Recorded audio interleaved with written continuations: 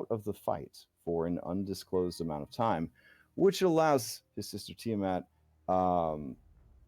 ample opportunity to complete her plans and her machinations. However, Amiria knows where his essence is being stored in a prison in Mount Celestia, and she wants to bust him out. She has asked you for help. This entire plan is causing her to become unmade at the seams because she is a divine being of lawful good, and she is going directly against the tenets of Mount Celestia, the plane of law and goodness. Such is her belief that this is the right path, that she's willing to go through with it, and really hopes that you are as well. You guys agreed. The first step of this journey is to acquire an artifact known as the Arrow of Light, whose last whereabouts were somewhere within Hestavar, the Dungeons and Dragons equivalent of Dalaran. So a city of magic adrift in the astral sea, created by the gods of 4th edition Dungeons and Dragons themselves. So kind of a big deal. You are now in possession of a spelljamming vessel that can traverse the prime material plane and realm space and all that kind of stuff. But even more so, it is able to travel the astral sea. So there's that.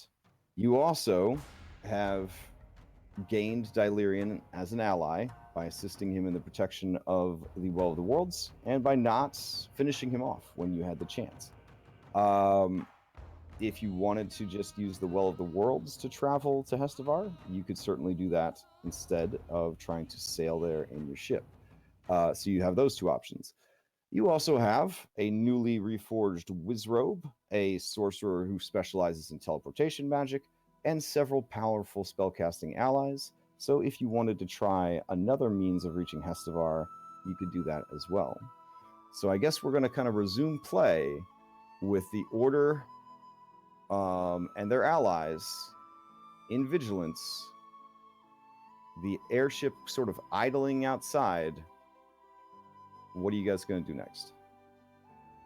All right, so the plan is to bust in, get the essence, and then where to next? The arrow? Yeah, so, one sec. Do we know where the arrow is? Is the arrow a person? No, I think the arrow is an actual divine object. Do you know where it is, Amiria? Well, what we need to do is we need to get the arrow. We need to infuse the arrow with the heart of the Soul Forge.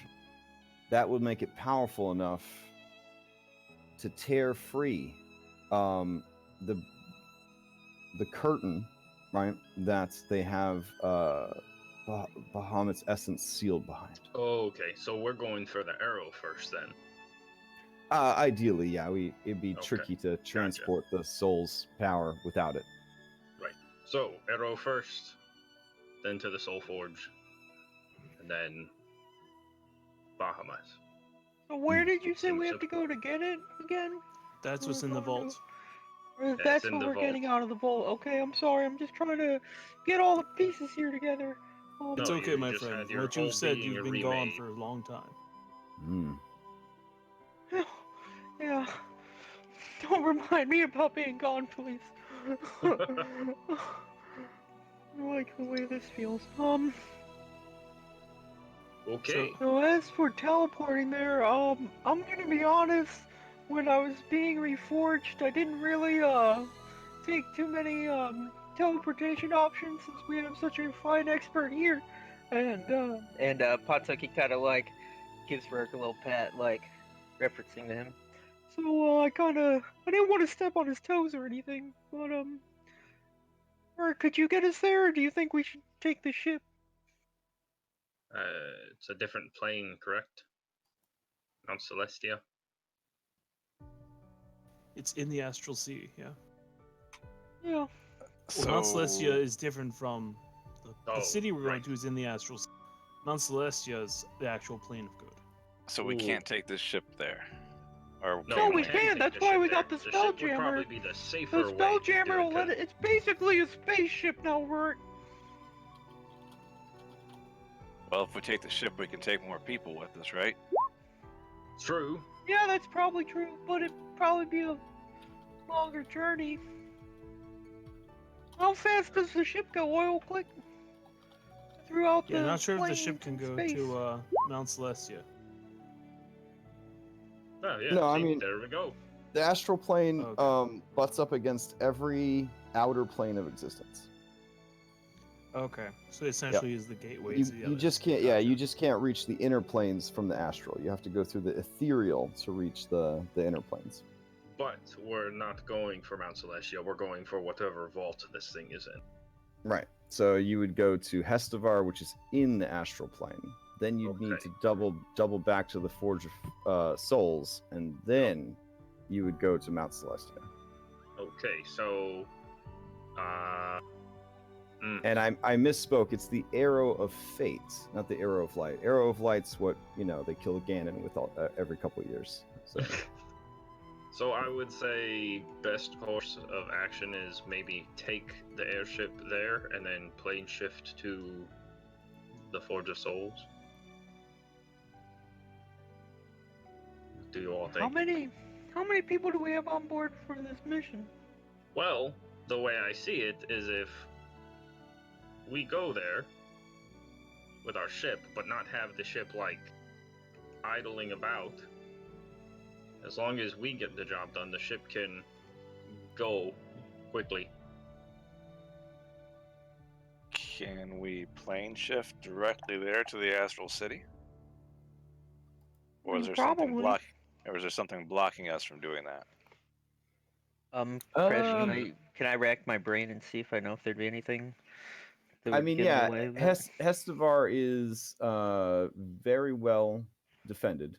Built by the god / goddess of knowledge and magic, and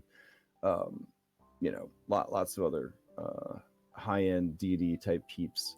So yeah, they definitely have sort of a customs area, as it were, right? So if you were to appear, your best bet would, your best case scenario is you would appear exactly where they want you to, and it would be one of those state your business type situations. Yeah. With lots of guardians, and as long as you don't have anything,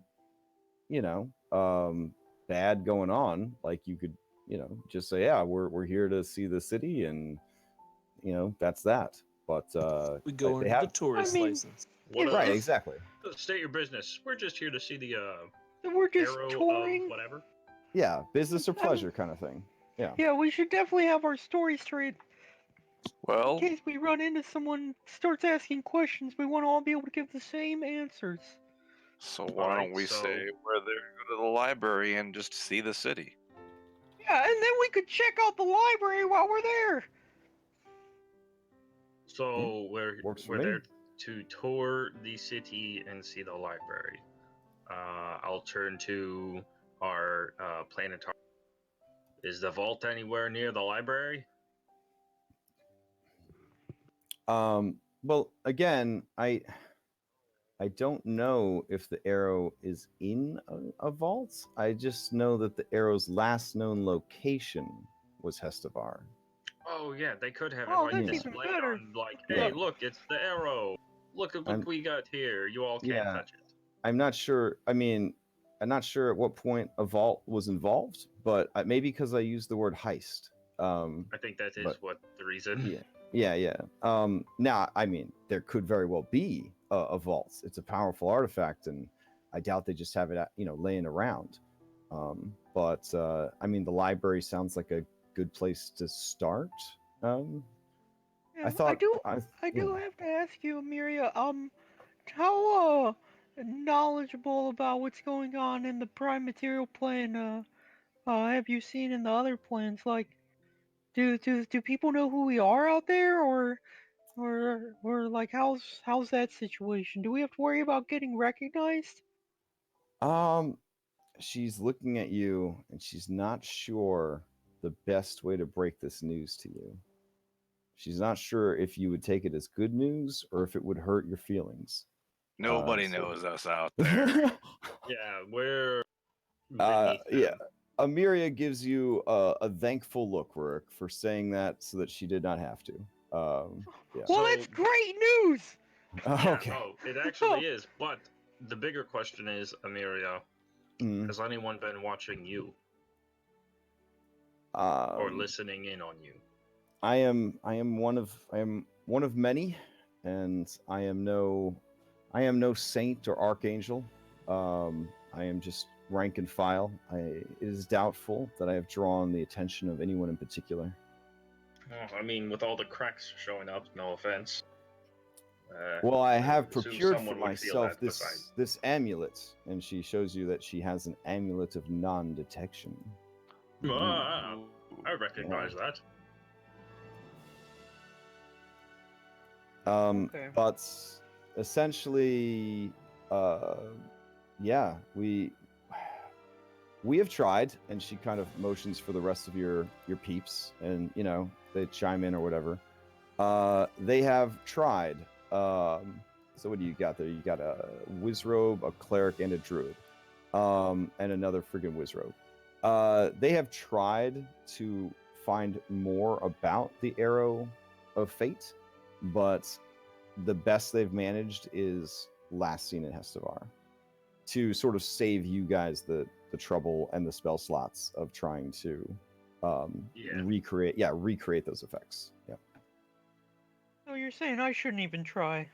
Well, I'm just saying that, like a team of 4 experts tried, and the best they got was it's in Hestavar.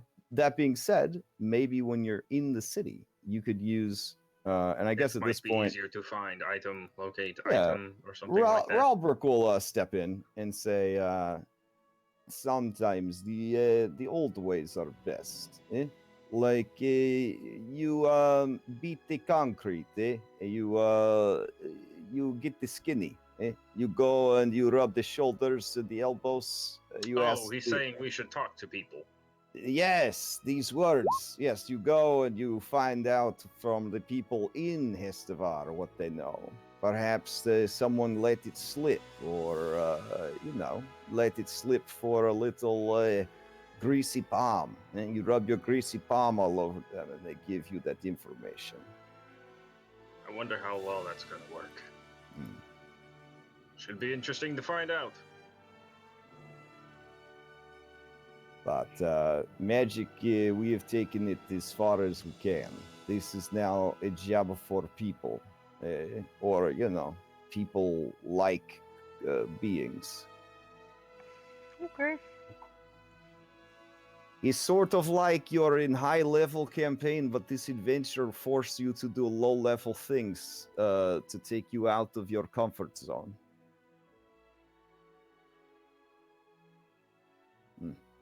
That was a little meta, but okay. It's a little meta, but yes. We're not in the marathon anymore. Oh, right. My bad. Yeah, so that's the general scoop, is that they feel like at this point your best bet is to kind of send a small elite team of relatively unknown but strong enough individuals. If you were weak sauce and you showed up at Hestavar, you would gain attention, because people would be like, how did these guys get here? Why are these kids in the grown-up section? That kind of thing. But you guys are of suitable power level that it would make sense for you to show up at Hestavar. Hestavar is where the big dicks go to buy and sell and trade and plan their next adventure, that sort of thing. If you were a plane hopping adventuring party that was not preoccupied with stopping Tiamat, it would be an alternate quest hub to, say, Sigil, the City of Doors or whatever. So. Okay. Sounds like we should go. And just ask around. All right. Is this arrow like a very important relic that like other people are looking for? Is it gonna be suspicious if we start asking about it?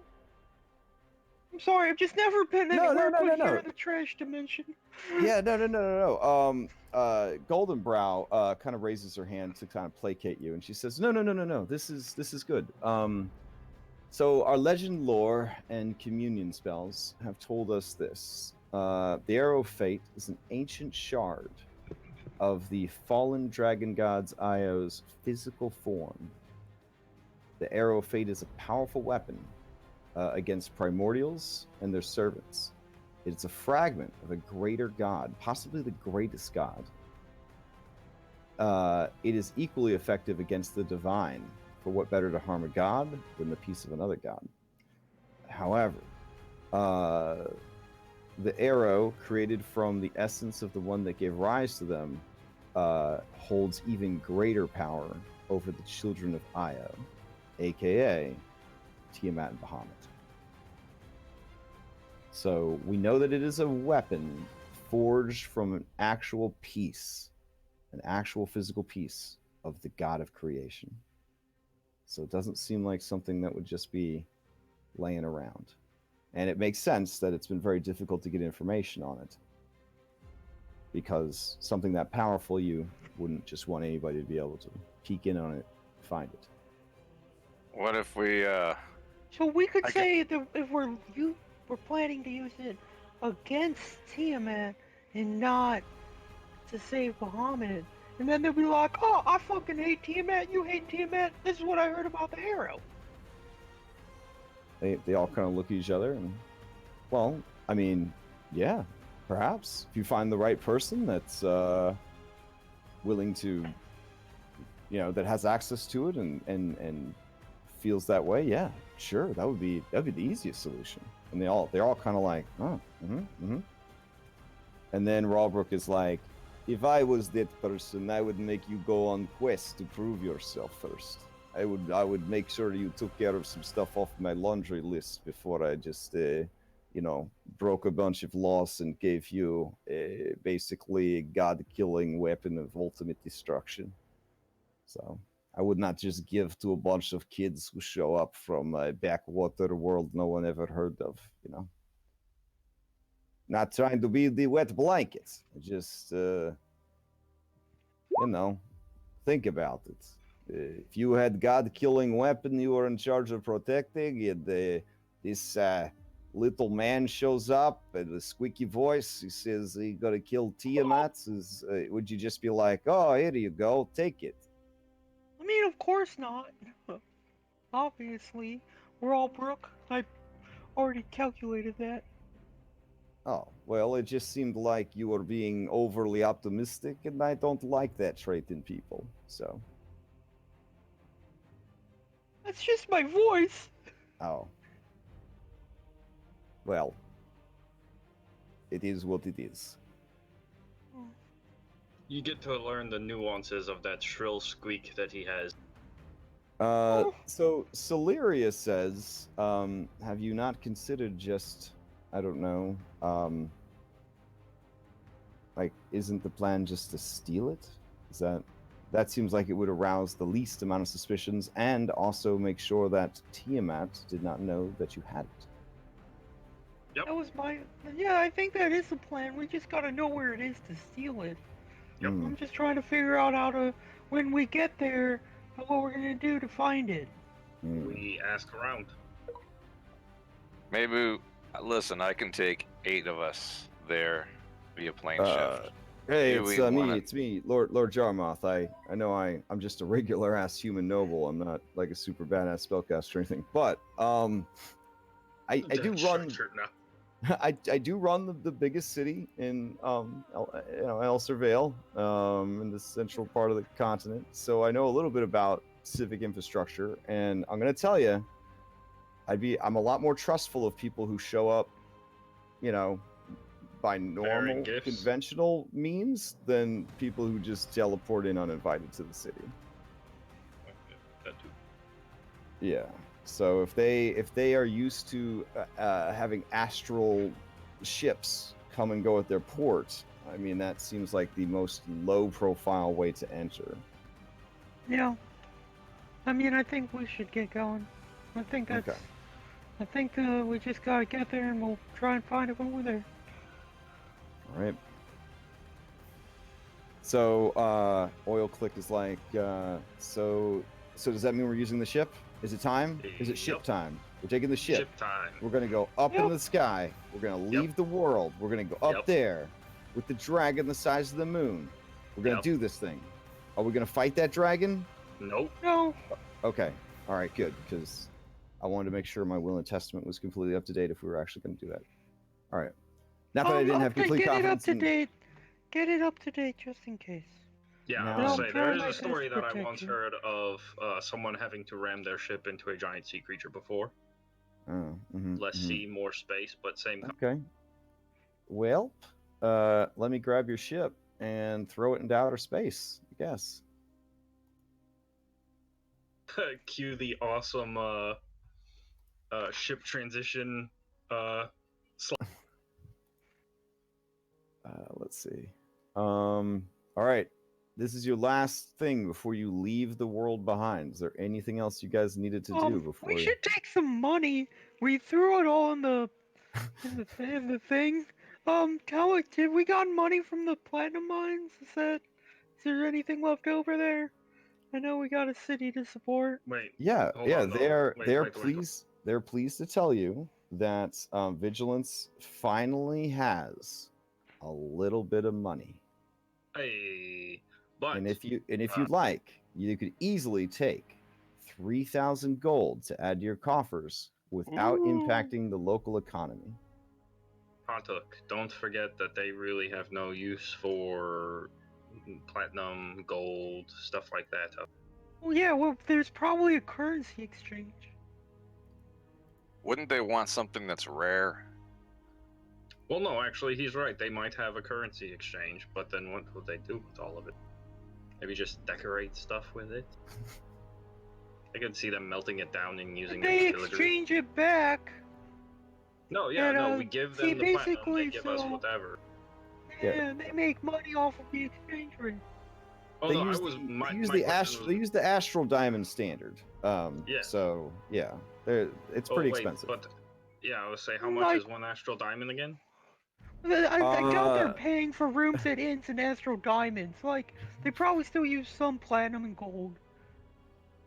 They found that it was hard to make change when you had everybody using like a consistent size of Astral Diamond. So now they go on a system of like cuts and weights and things like that. So generally things are just measured in a quantity of Astral Diamond. Like, this would cost, 14,000 gold in Astral Diamonds. Okay, so yeah. they at least have an exchange rate. Yeah. That we might be able to reach. And I'll go ahead and I'll take that 3,000, thank you. Yeah, you guys are definitely going from like a third world country to a first world country as far as exchange rates go. So you're probably not good. It's not going to go over too good for you, but we get half an Astral Diamond. So, anywho, worst cut. Rurik, wife number 1, she has packed you a lunch, and she gives you she holds you tight. You can feel her tears stain your beardy cheek, and she whispers to you, "You come back alive, Rurik, Clan Battlehammer." There's a question. Which one is wife number 1? Tharma's wife number 1. I didn't say what order. Stop ruining their moment. Wife number 2 is not around. She's off, doing stuff. But yeah. Rick just hugs her back and doesn't say anything. Okay. Alrighty.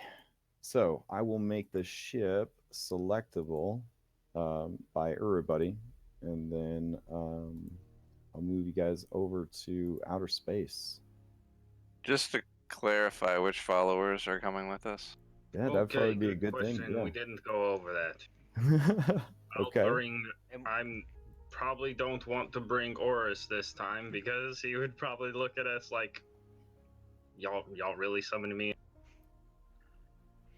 And we need to replace Pontuk, since this is kind of a heist, what's that cup purse you got? Oh, oh yeah. Also, yeah, that's Ton. On Wyvern Rider. Wyvern Rider. She's great, right? Let me see what her slotted ability is. Don't one of y'all have a carpenter that wants to come along? We're about to head out into sci-fantasy space. It's time to bring our strongest and best thieves and diplomats, and one carpenter. Yeah. Well, our boat is made mostly of wood, right? No, it is made of metal. Oh, never mind. Yeah. If it was made of wood, it would not exist, since it took, I think, 16 Red Dragon breath weapons. Yeah. Yeah. In that case, I think I have a blacksmith lady that can come along to help with us. So what Ton does is she gives advantage to and reduced time to locate purchasable magical items. It's not a purchasable, but I mean, maybe I would rule price. that she would definitely be advantageous for this mission.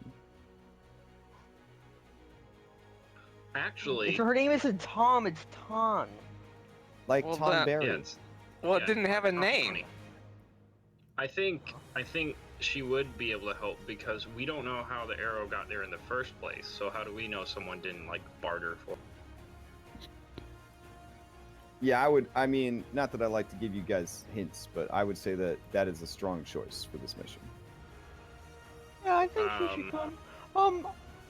Chris, has she gotten back with Balthazar from the south? We sent her to negotiate the trade of an Astro Diamond for that +2 plate armor for Eridon. Yeah, we just got that. Yeah. That's no problem. Yeah, that's a done deal. You get your plate mail +2. So go, Eridon. I could bring Oris because he has resurrect the raised dead. Nessa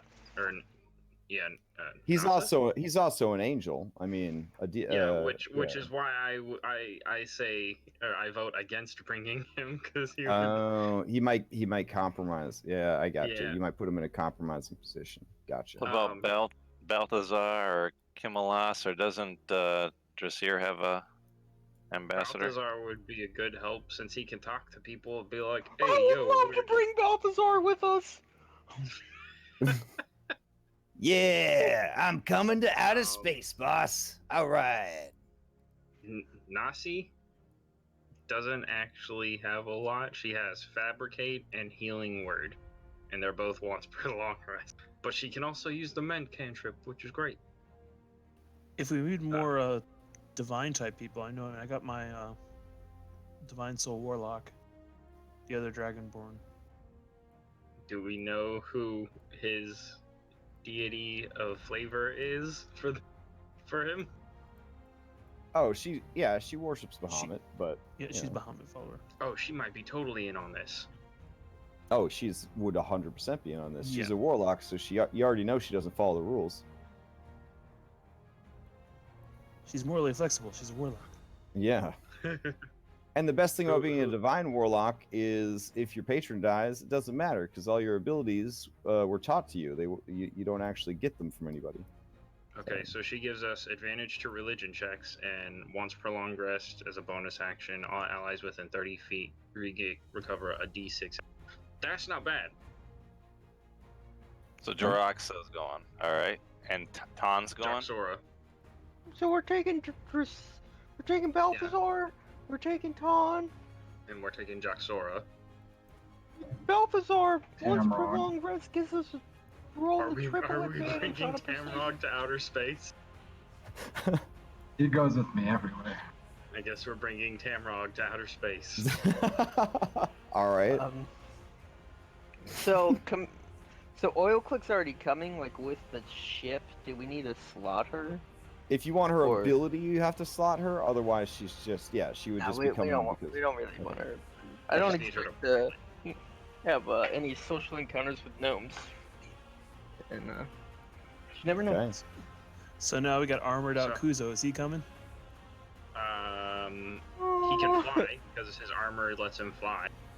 So I mean, isn't he an But then evil again, being? Should we take him to a holy Right. city? Don't you think that'd attract There are evil attention? entities No, there, no, and the hold city on now. itself is Gotta neutral. say, Oh, we- yeah, we- you yourself said when you gave everybody the report about the city, little man, that even devils have been seen in the city doing trade and handling business. Yeah, I was about to say because like if Yeah. that's the case, we couldn't bring Rurik because that would compromise everything. Also, sorry, Rurik, sit this one out. Yeah, Kuzo's down. Hey, yeah, we got I'm a Kuzo. pretty decent diplomat, if I do say so myself. I agree. Don't talk. What to anybody. about Revo? Just because we use the elemental all the time. I have an elemental. Refo's like that experience, like it's like that relationship where you really like the other person, like you like that other person's like significant other, but you don't really like that person. But you have to keep how many inviting slots do we that have person. again? 5. Your B team would be 5 slots. So But if we take Kuzo without that's it. using his special effects, then we're just using him as him himself. Yeah, and he doesn't then take up a what the- slot. You just Then have why to the count heck for will him. we bring him? He's a tank. What's your point? He's a If living he's You're not siege gonna tank. bring him as in, like he's you're not gonna bring him helping as like a us. bodyguard. Now remember, if somebody is brought along as a combatant, their life is in the hands of RNGesus. If they are Yeah. brought as a slotted ally, they are immune to RNGesus's wrath. But if they're taken as a slotted ally, I can't use him as a mount either. So that's, So you have a very personal interest in bringing this guy with you. Wait, yes, why I'm not. can't you use him as a mount? I'm not sugarcoating that one. Yeah. Because if he's No, I a slotted ally, you can't bring him into battle unless you activate. Oh, Right. Okay. Yes. I see. Some That- slotted allies can be brought into battle, but for limited amounts of time. Right. Like Kuzo Tamrog. does not have that ability. Right, like Tamrog, exactly. Okay. Don't forget Balthazar on there, Rurik. I will add him. All right, so your team is going to be where the Well, heck we is? need to figure out a 5th one since I- Kuzo's I not going to be slotted.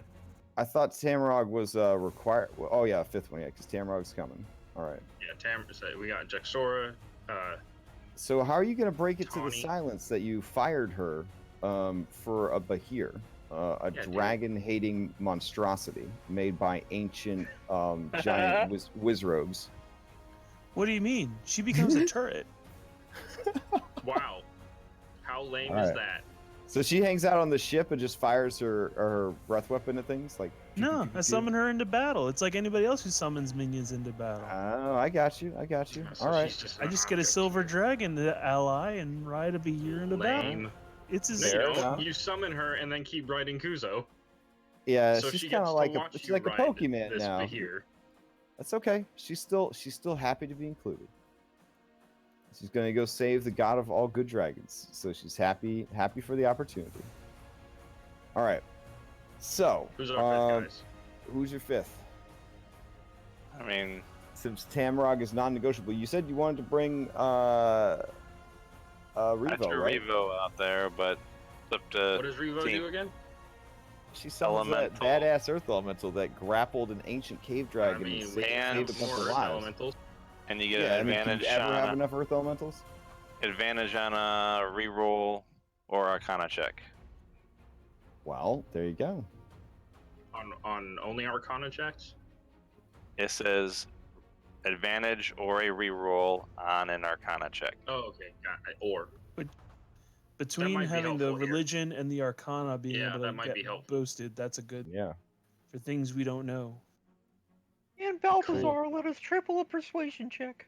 Because he's that great. That ridiculous. When he rolls in that one and still gets over 20. If you all get I'm saying. 3 nat ones, I would just put them on the shelf at that point. I would be like, well, this is obviously not meant to be. If we got 3 nat ones on 3 d20s, yeah, let's call it a day, guys. I think Balthazar himself would probably just retire from the game at that point. He He's would be like- like, yeah, he's I'm like, "No." done, boss. I'm out of here. Oh, All right. You would It's just walk hypothetical. off It's whatever- hypothetical. It didn't actually happen. You would just like walk off the edge of whatever platform he's on. Just walk into the ocean, Yep. never look back. All right. Off to outer space then. Turn Toot, into toot. one of them neat sea Oh, dragons. oh wait, I'm not ready to go yet. Oh, you're not ready to go yet? Okay, Oh, what else you got? I need to do some things. I need to Do you need a Well, day? cast. First, I need to cast. How much time do you need? You need a day? Oh, man, not that much time. I just need to get some preparation things all the way. Okay. Can you do it while we're flying? No. Okay, all right. I mean, I can go somewhere Well, for a while and come That was a back. very panicked Look, no. look. Obviously, the boss has got important stuff he's got to do. It's not our place to question genius. Oh all no, right? you're right. Because saving the Yeah. world isn't important as him. Well, you know, doing if you ain't prepared, you ain't saving nothing. Okay. So why don't we all take this opportunity that has been a How gift prepared to were us? you again going to the south? I need to get a statuette of myself, carved from ivory, decorated with gems. Has anyone made one of those? Wait, you just If want you- the statue of yourself? Yeah, why don't you Force just belt! boss, I'm just saying, like this dude, right? If I've been reading the script and the notes and stuff correctly, can't he just like make shit out of nothing with his bare hands now? Go find me a blood. Does it have Hey. to be ivory? That's bone. It needs to be You sure you ivory don't and want it to- decorated with gems worth at least 1,500. Lee. Ton is like, that shouldn't be a problem. There's plenty of ivory from I wouldn't really call it a war, but you know, the thing that happened with the orcs. A lot of their war beasts just sort of died on the battlefield, and we've had teams of scavengers going and getting what they can from the battlefield. So yeah, we've got some ivory. Okay, well, Can I we can get do one of that those made on real the ship. quick?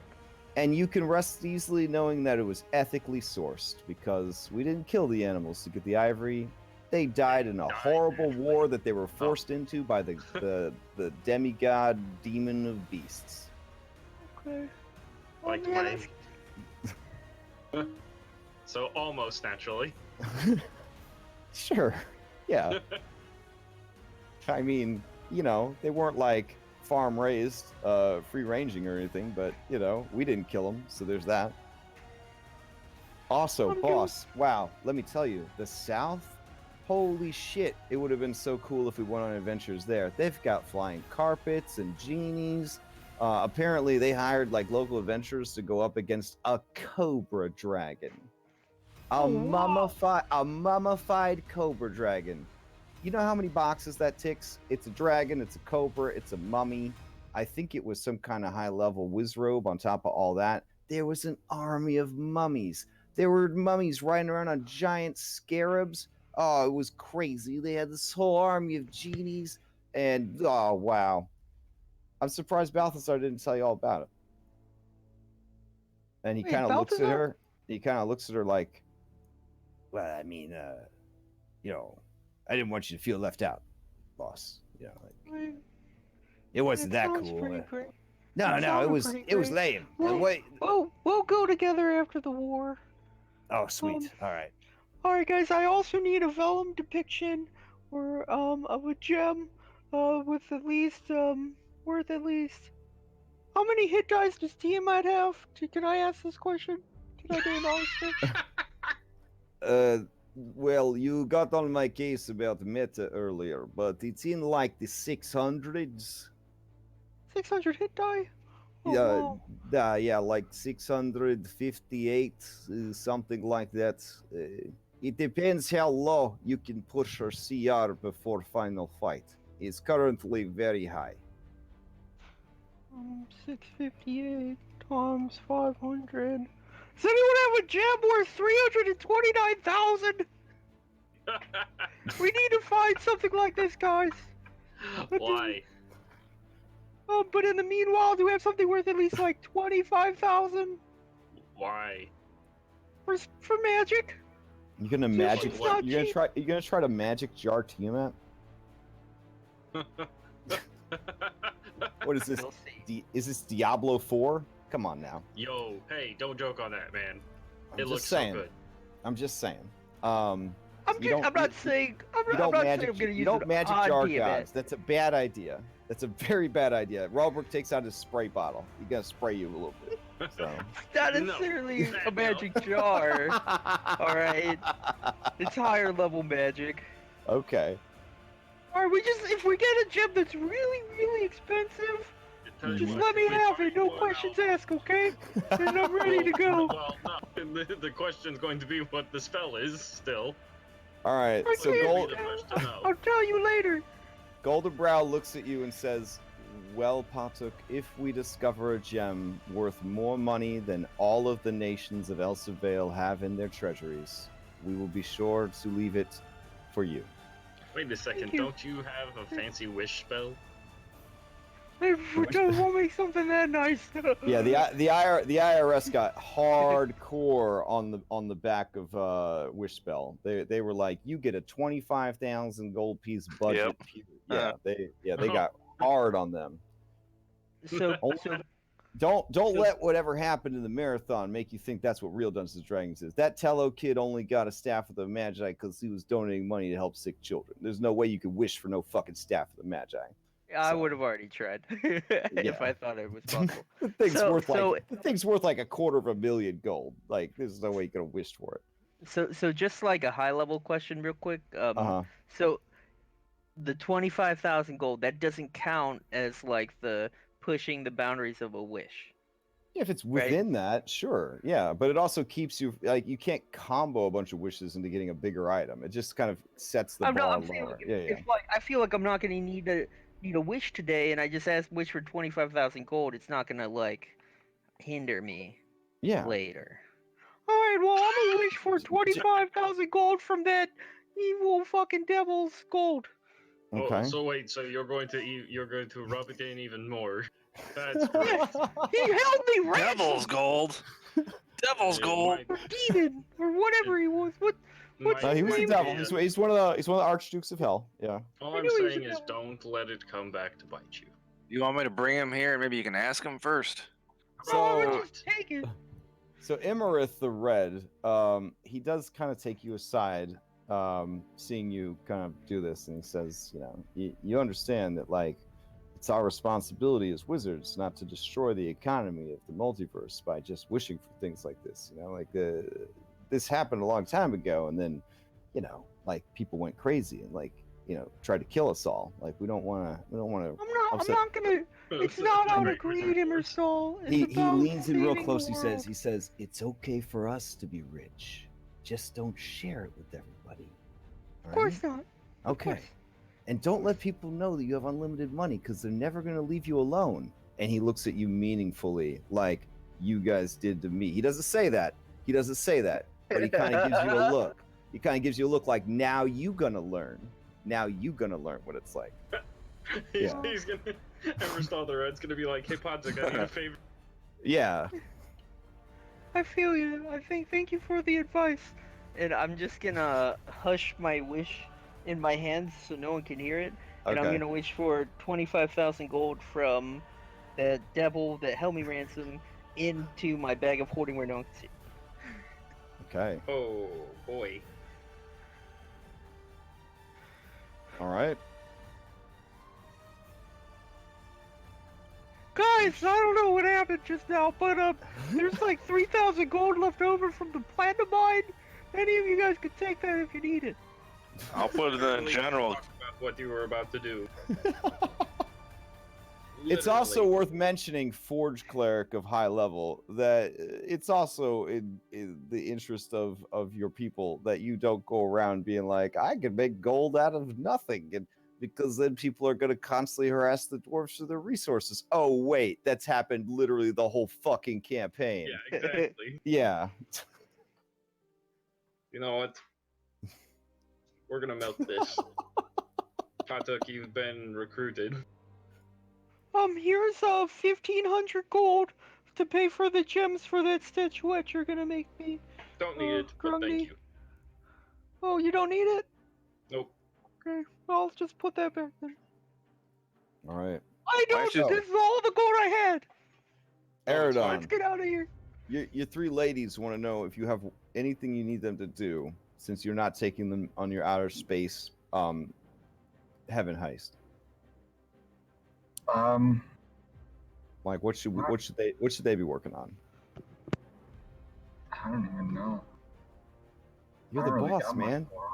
You have followers because you're a leader. You got to lead these people. I mean, they're just collecting a paycheck right now. What if RQ finds out that you're letting these people just milk the company for easy money? Oh man, I did not think I was gonna have to delegate these guys right now. Hey, Aerodon. Yeah, you have a suggestion, Rory? Yeah, have him get ready and stand by the portal there while we're gone. And then if we need to bring them over, we'll open a door and they can just come on over. Kind of like an invasion. Right, I want them to sit over here and collect a paycheck in case we need them. Well, I You mean, could have if them they're like train troops or something. I don't know what they do though. They're a sword master or cleric and a scald, so I mean they could definitely do that. all right, I want to point out that y'all love getting followers, but when I ask you to treat them like followers, you're like, oh. Hey, this is the first time. I don't even know the options. Why did you come to me first? Hey, Grodon's busy. He's working with the door, trying to Alright. make sure all the relations are copacetic after everything's gone down. I'm just saying, my followers, I got Wally Wick running the platinum mines. He's been happily employed there, shitting in his diaper. We got Ton and Balthazar. They've done stuff the whole time. Yep. Balthazar went to the Thorn Waste. We rescued him, and then they went and bought the plate armor. And now they're coming with us. I took my followers. Grodon constantly keeping your neighbors from attacking you. Like now, trying to sort of repair the damage that was done between the dwarves and the people of Vigilance and the people of the Vale. Always busy, always hustling, always hustling. Oh, could I have the Grave Cleric? Rourke's two guys. I'm not at liberty to say what they're up to. Amelie runs your fucking city for you, NBD, right? We're not really sure what Dharma does, I'll be honest. So she kind of just let herself go after she got married. She cooks for everyone. Oh, there you go. She's trying to Well, keep not food even truck. everyone. glass She's like forge cooks at the cleric. orphanage or whatever. Yeah, exactly. Your glass steel dude is constantly cranking out weapons. It's a Isn't real he loss. constantly- It is when the other gnome left you, and he took his badass artificer, alchemist, and weaponsmith with him. That was rough. Now, So, Yeah, wasn't except he? for we gained a forge cleric. yeah. Didn't we like say an that my follower was traveling in between the Forge of Souls and the Yeah. making stuff there? The glass steel one is Yeah, trying he's to. probably still at the Forge of Souls actually. Oh, for sure. Yeah. That's why I'm trying to show Aerodon. That's why I've come to you, Aerodon. I need to know what are your followers doing to contribute. All right. Give him Can jobs. the Grave Cleric raise dead in her spare time for like Okay. my needs when I need them, when I need undead to help me? Oh, okay. You want them to start bolstering an illegal undead force because you're a cop on the edge, and the RQ has given you permission to break the law for the greater good. What are you Not that she talking believes about? in good and evil. Gotcha. It's the perfect mining labor force. Yeah. Okay. I'm Come sorry, on, they're guys, not but the Raven Queen drives ready. me. The Raven Queen drives me bananas. That girl just makes up whatever rules she wants whenever she feels like it. So, all right, that's cool. I'm into it. So you want these three to basically be in charge of edgelord recruitment. Yes.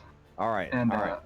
they can delegate some of it to the mines, I guess, if Okay. the people in the mines would be okay with Okay. In true Raven Free Queen unlimited fashion, labor. they will only provide undead laborers in exchange for something. They will make sure that whatever is happening here is profitable to your cause. So, Excellent. all right. That's what you get when you're morally unaligned. You get assholes. Look at this woman. That's an asshole right there. All right. Hey, Actually, all three of your girls kind of look like it. Like they could be in the Mean Girls sequel. Like if they made like a medieval fantasy Mean Girls. Like, yeah. All right. So they have a mission. Cool. I guess that being said, we're ready to head on out. Yeah. Yeah. Okay. I think Oh, so. no. Look, guys, things will be much more expensive up there, so I'm just making sure I have everything I need. I would have, if I can send one of my followers. All right, yeah. What do you want your followers to get up to? Nasi, is that how you pronounce it? Nace? My forge no. cleric follower. Okay. I would have her getting the Dwarf City forges up and running and providing weapons. Oh, fair enough. Yeah, because your place got kind of wrecked there. Gotcha. All right. So she's in charge of rebuilding as well as fortifying the city. All right. Sounds good. Krish, I'm gonna buy 3,000 gold worth of powdered ruby. Okay. Alright, is that something I can do easily? I mean, sure. Yeah, that's fine. Okay. I think you'd probably have to buy it from Ralbrook and Emerstall, because I don't think the town would just have enough on hand. But since they are high-level wizards also, they could probably kind of dip into their personal stash. Oh, for it. guys, Except can Emerstall I already look knows at you your... use that wish spell. Guys, I so mean, I'm a honestly, wizard now. now that you're in the inner circle, okay, you know that like shit's free, okay, shit's free. So like, but for appearances, yeah, you pay him. You're like, I know that wizards work hard for their money, so I am going to pay you real money for these ruby dust. And you make sure that everybody sees the exchange, and Immerstall's like, thank you, I have bills and taxes I have to pay. It's just a bag Sometimes of rocks. I don't know where my next meal is coming from. Hashtag the struggle. All right, cool. And Rob looks like, there is no money in my pockets. I am destitute. The wizrobe is so expensive. Oh, woe is Meanwhile, me. they're like gold embroidered wizard robes. To be fair, until you get to that point where you can Oh make no, money that way, 100. wizards are broke ass motherfuckers. That's why I said that now that you're in the inner circle, like you know the truth. That just like in real life, right? Like Bill Gates, he's the exception to the rule, right? He's trying to give away all his money. He can't. He just makes more money than he can give away. Blah blah. But most of the 1%, they're not going around paying hospital bills, taking care of people, right? That's their money, right? That's how high-level wizards feel. There's so few of them in the multiverse that, yeah, okay, I can wish every single day for like 25,000 gold. That's my money and my business. Thank you very much. You know what I'm saying? Why wizards live in towers or dungeons way out Exactly. in the middle of nowhere? It's like in real life when you win the lottery and everybody tries to like ruin your life. Like people come out of the woodwork and they're like, "You gotta save me. You gotta help me. You gotta help my sick kid. You gotta help me with this." And like people you knew in high school are like, "I used to be in love with you. What happened to us?" Right? Like that's why like high-level wizards remove themselves from the world. One of many reasons, because they want to be left. The real question is how do Emerstall and Ralbrook feel about Patuk not getting I was gonna be like wizard without doing all the work? I mean, there's obviously some gruff feels there, because they already thought he was a discount wizard anyways when he was an artificer. So they definitely are like, this guy kind of, he's like the Silicon Valley millionaire, right? Like these guys work super hard traditionally to become millionaires, and then you sort of like fell into it, literally. fell into lava. Yeah. So unfortunately, Patuk, you do kind of get that feel that like Can I have that disadvantage? Because I'd rather live in ignorance. You can willfully have disadvantage because you want to believe something. Absolutely.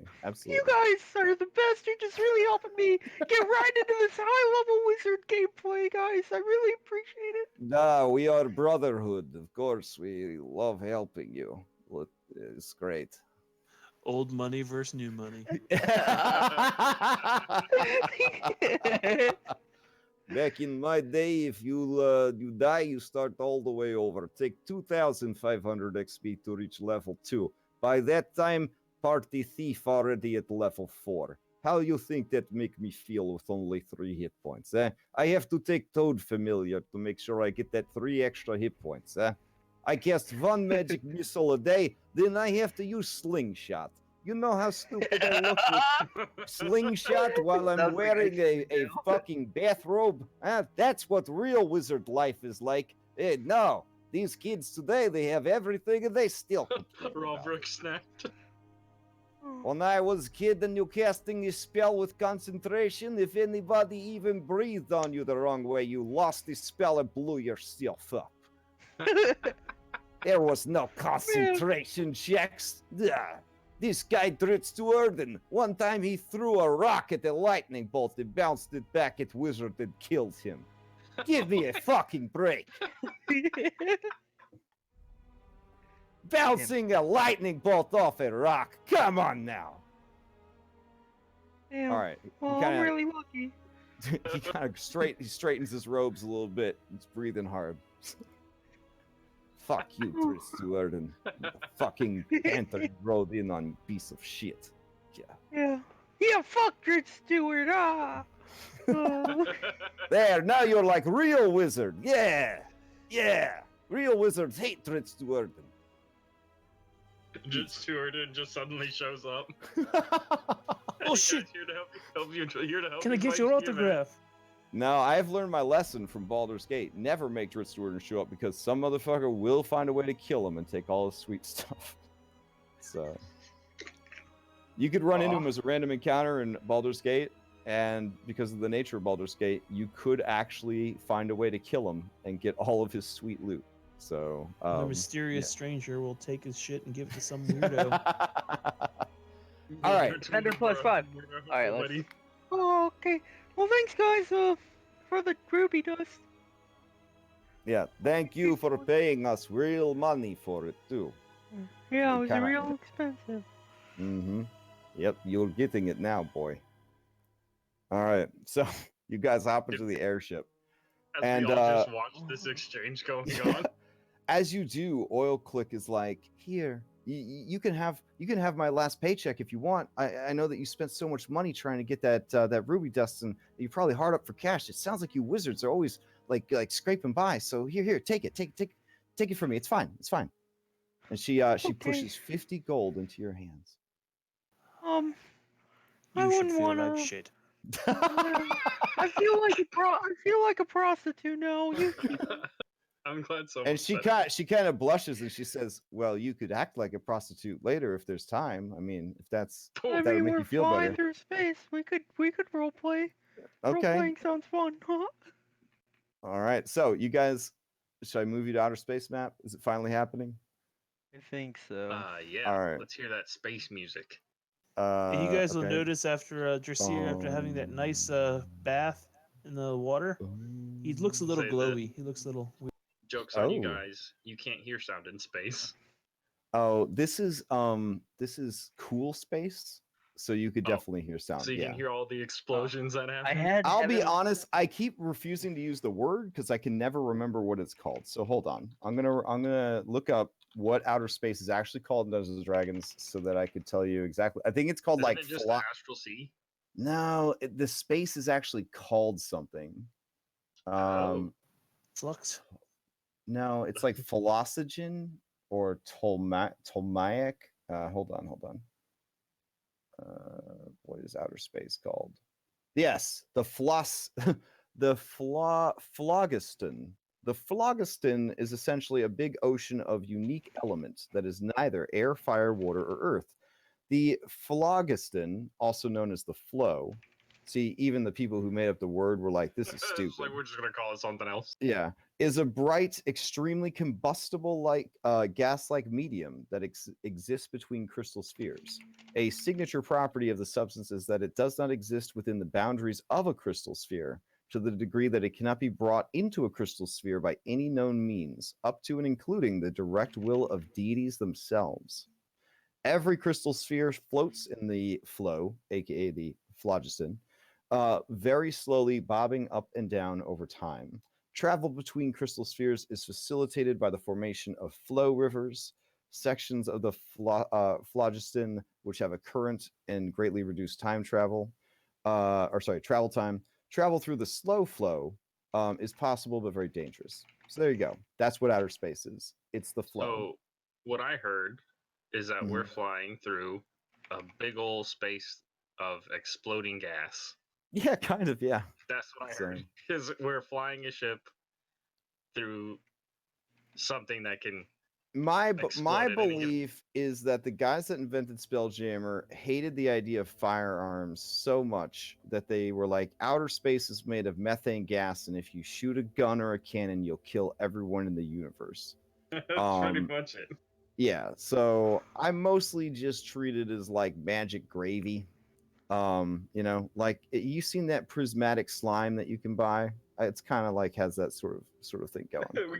we get up there, and I'm just like, sorry everyone, can't help you. If I set off one spell, we're all done. Yeah, you look over and like one of the gnomes is trying to light a cigarette, and like, oh well, that's the end of creation. Oh well, we shouldn't have made we shouldn't have made outer space out of fucking methane gas. I guess that was a design flaw. The real question is who gave this gnome a lighter? Yeah.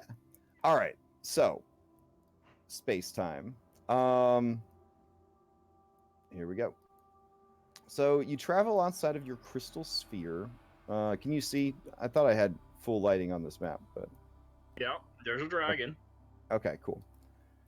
So you guys are in the bottom left-hand corner, and you can see your little flat world, and it's inside its little crystal sphere. There you go. Oh, that's so nice. You guys think I just make this shit up? You know what I'm saying? Like I couldn't make this shit up. I'm not that high. All right, so yeah, you guys kind of, you know, are like flying through the gas of outer space. So breaking out of air into phlogiston. I'm just gonna call flow. it. I like realm space. I felt realm space was the best, but that's actually the name of a galaxy, right? So you're not actually in realm space, but man, does it sound way cooler than the flow? The flow is something that comes out of a lady once a month. So I don't know. That's not what you should call outer space. I feel like the naming conventions was kind of bad. We should come up with our own term. All right, we're gonna call it space with 2 C's. There we go. So that makes it fantasy. So you fly out of air, right, inside the crystal sphere. You break through a membrane almost of force. And as this has been previously discussed, the crystal sphere that surrounds your world is so strong that even deities could not destroy it outright. So pretty cool. You break. Oh, space music. You break through, and then you end up in space with 2 C's. You probably want to turn on your cloaking before you do that, though. Yep. Yeah, that's the plan. Activate the cloaking device. All right. So somebody toggle a little ninja onto that ship miniature.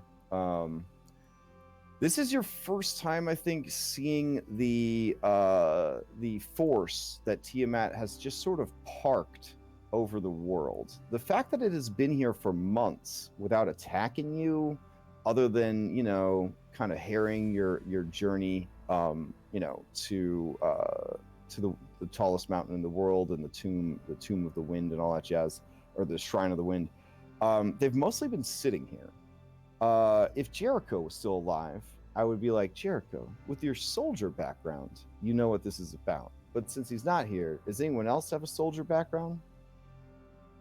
Nope, Nobody? But I can assume it's a blockade. Well, okay, that's a pretty good thing. It is a blockade. He's got a knight background. Oh, well, He's okay. using That's, the knight background. yeah. Plus, you guys are high level by now. You should probably know a lot of shit. Yeah, it's definitely more of like an occupying presence for the people down below, and also to make sure that you guys are not getting any assistance from outside of your crystal sphere. So yes, a blockade is a very good way to put it. They want to make sure that they are controlling who's getting in and out, and it seems like they're very much just sort of keeping an eye on things. After all, this little tiny marble, this little bullshit world that everybody just kind of forgotten about, is very, very important, because that is where Io and whoever else helped create all of creation decided to put the heart of all things, the well of the worlds. That is where they stored it. And it has been, since that time, kept a very good secret from just about everybody, because the thing about alignment, right, is that alignment is such a pain in the ass. It really is. Throughout the history of the real world and also in different Dungeons and Dragons worlds, there have been good people, good aligned people who have ruined everything. In the world of Dragonlance, there was this high priest of basically the Bahamut of their world, and he got a little overzealous, and he kind of like almost purged the entire world, like magical Hitler style, with magic, because he got so wrapped up in what is good, what is evil. All the evil must be destroyed. I'll gather up all the good people in one place and then kill everyone else on the entire planet. So there are people like that on all sides of the fence, right? All 9 alignments. There's gonna be crazies. So the best thing they could do with an item so powerful that it could be used to remake reality, right? Creation, is to obviously not let anybody know about it. But the nature of life, right, is, as Ian Malcolm says, it finds a way, right? So eventually, this crystal sphere did come to be populated by beings.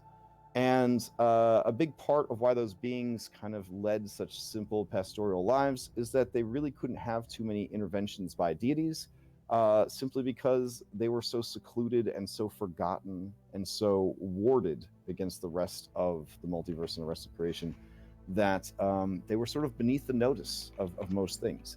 As time passed, however, more and more people began to take notice, and eventually the location of the Well of the Souls did reach the wrong people. One of those people, of course, being Tiamat. So now the task has come to you to make sure that it remains safe. She is stopped, and to a certain extent, she is stopped in a definitive enough way that the rest of the deities and beings in the multiverse take notice that like this world and the little microorganisms that have kind of grown up on it like mold, they don't want to be messed with. They don't want to have their shit taken. They don't want to be screwed with. So that's kind of the whole situation with the world. Is you guys were never even meant to live on the world. The world was pretty much just a little treasure chest tucked in the corner of the multiverse, and hopefully forgotten about. And you guys sort of all sprung up over the millennia and whatnot. But now you're invested in this place and wrapped up in this place, and some would argue that perhaps even creations of the Well of the World, like maybe the Well of the World created life on your crystal sphere, to entertain itself, to protect itself. Who knows? Either way, you guys are now out in space, and you see this occupying force is pretty big. You see the dragon that betrayed Bahamut is in fact pretty big. It's a big boy. There's an assembled force here, but for now, you're gonna make your way past them, unless somebody wants to shoot a cannon at them. I need to just ask this. Can I shoot a can? No, I'm kidding. I thought I may have just misunderstood, and Dylirian fought someone else. But didn't Dylirian fight him while we were fighting? No. He No, fought. he was fighting someone else. Yeah, he fought Okay. Jormungandr. The world serpent. Jormungandr. There you, Jormungandr. Because again, Talos obviously didn't find out about Tiamat's plan on his own. He sort of just got recruitment flyers and was like, yeah, I want to fuck shit up. When Tiamat was like, hey, doesn't your whole pantheon like deal with Yggdrasil? And he's like, oh yeah, I got people that know about Yggdrasil. She's like, cool. I need you to follow Yggdrasil's roots to its source, and take care of anybody there and secure it for me, kind of thing. Okay. And yeah, that's what that was. So, all right. So, yeah, It did not end well for him. it did not. Poor guy. Yeah. So, anyways, so there's that cuteness right there. Beautiful world, so cute. And now that will be forever on Ventus's stream. Yep. Oh, what's And that then- little lighthouse over there? I think his stream died before he went to bed, because I don't think we're actually streaming. I think he's just recording. So, but yeah, the recording's now the recording's just going to be a picture of that dude. So, if that's the case, I'll just throw this up for now. So, Wait, he's not here? no, he said he wasn't He feeling said he good. felt really sick. Oh, Look at that little I don't even know. lighthouse. Looks like a little person chilling on that island. He didn't disconnect. Oh, is he still in chat? Maybe he's like Yeah. listening to us while he tries to sleep. Our soothing voices. Yeah, the I mean, ASMR. this would Yeah. put anybody to sleep. Sing him a lullaby, Partook. I got a bad charisma. I'm not gonna sing. Aw. All right, so it is a journey to get there. I will spare you. Like, the coolest thing you could probably fight in the astral plane is an astral dreadnought, but at your level, an astral dreadnought would be a waste of everybody's time. So if you want to fight Unless an someone astral, gets eaten. it's really not that bad nowadays. You just go inside them and get them. So it's really not. Yeah, it's honestly, it's no different than just getting swallowed by any other monster at your I think guys' the level. hypest Yeah. thing we could do is hijack the biggest ship they have and ram it into that dragon. Oh, that would be hype for sure. But don't worry, my daughter had a pretty good suggestion on something hype that might happen. So we'll see. She's got a pretty good imagination. It Your goes a daughter little. tries to kill us. It goes a little off script, but I kind of like it. So. Can I ask how many long rests we have until we arrive at our destination? And Well, that's the that- tricky thing about the astral sea is unless you're grounded, right, in like one of the little land masses, it is a timeless environment. So you guys will not age, you will not hunger. Everything will just be. So Alright. yeah, which is bad, I guess, if you need spell slots back. But it's good, and the fact that you would live forever. So While we're waiting in our little thing, I'll make Patuk's little statue of himself. Okay. But Oh, thanks. I'm gonna have him stand still and be quiet for the entire time I'm sculpting it. That way, like an artist doing something. Oh, like okay, one of those fair enough. flavors. Yeah, Patuk stands in like a really flexy pose. It kind of looks embarrassing because he's really weak and small, but he's What I'm gonna trying to do- be as cool as possible for the statuette. What I'm gonna do is basically make it a buff Patuk at that point, like a really jacked midget. Okay, nice. But it's still Patuk. Do I get the statuette before we arrive?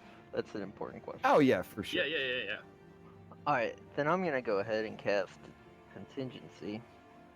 And I'm gonna basically cast it to cast a spell magic on me of 5th level if I get under the effects of a dominate spell or Ooh, a that's pretty dominate smart. condition.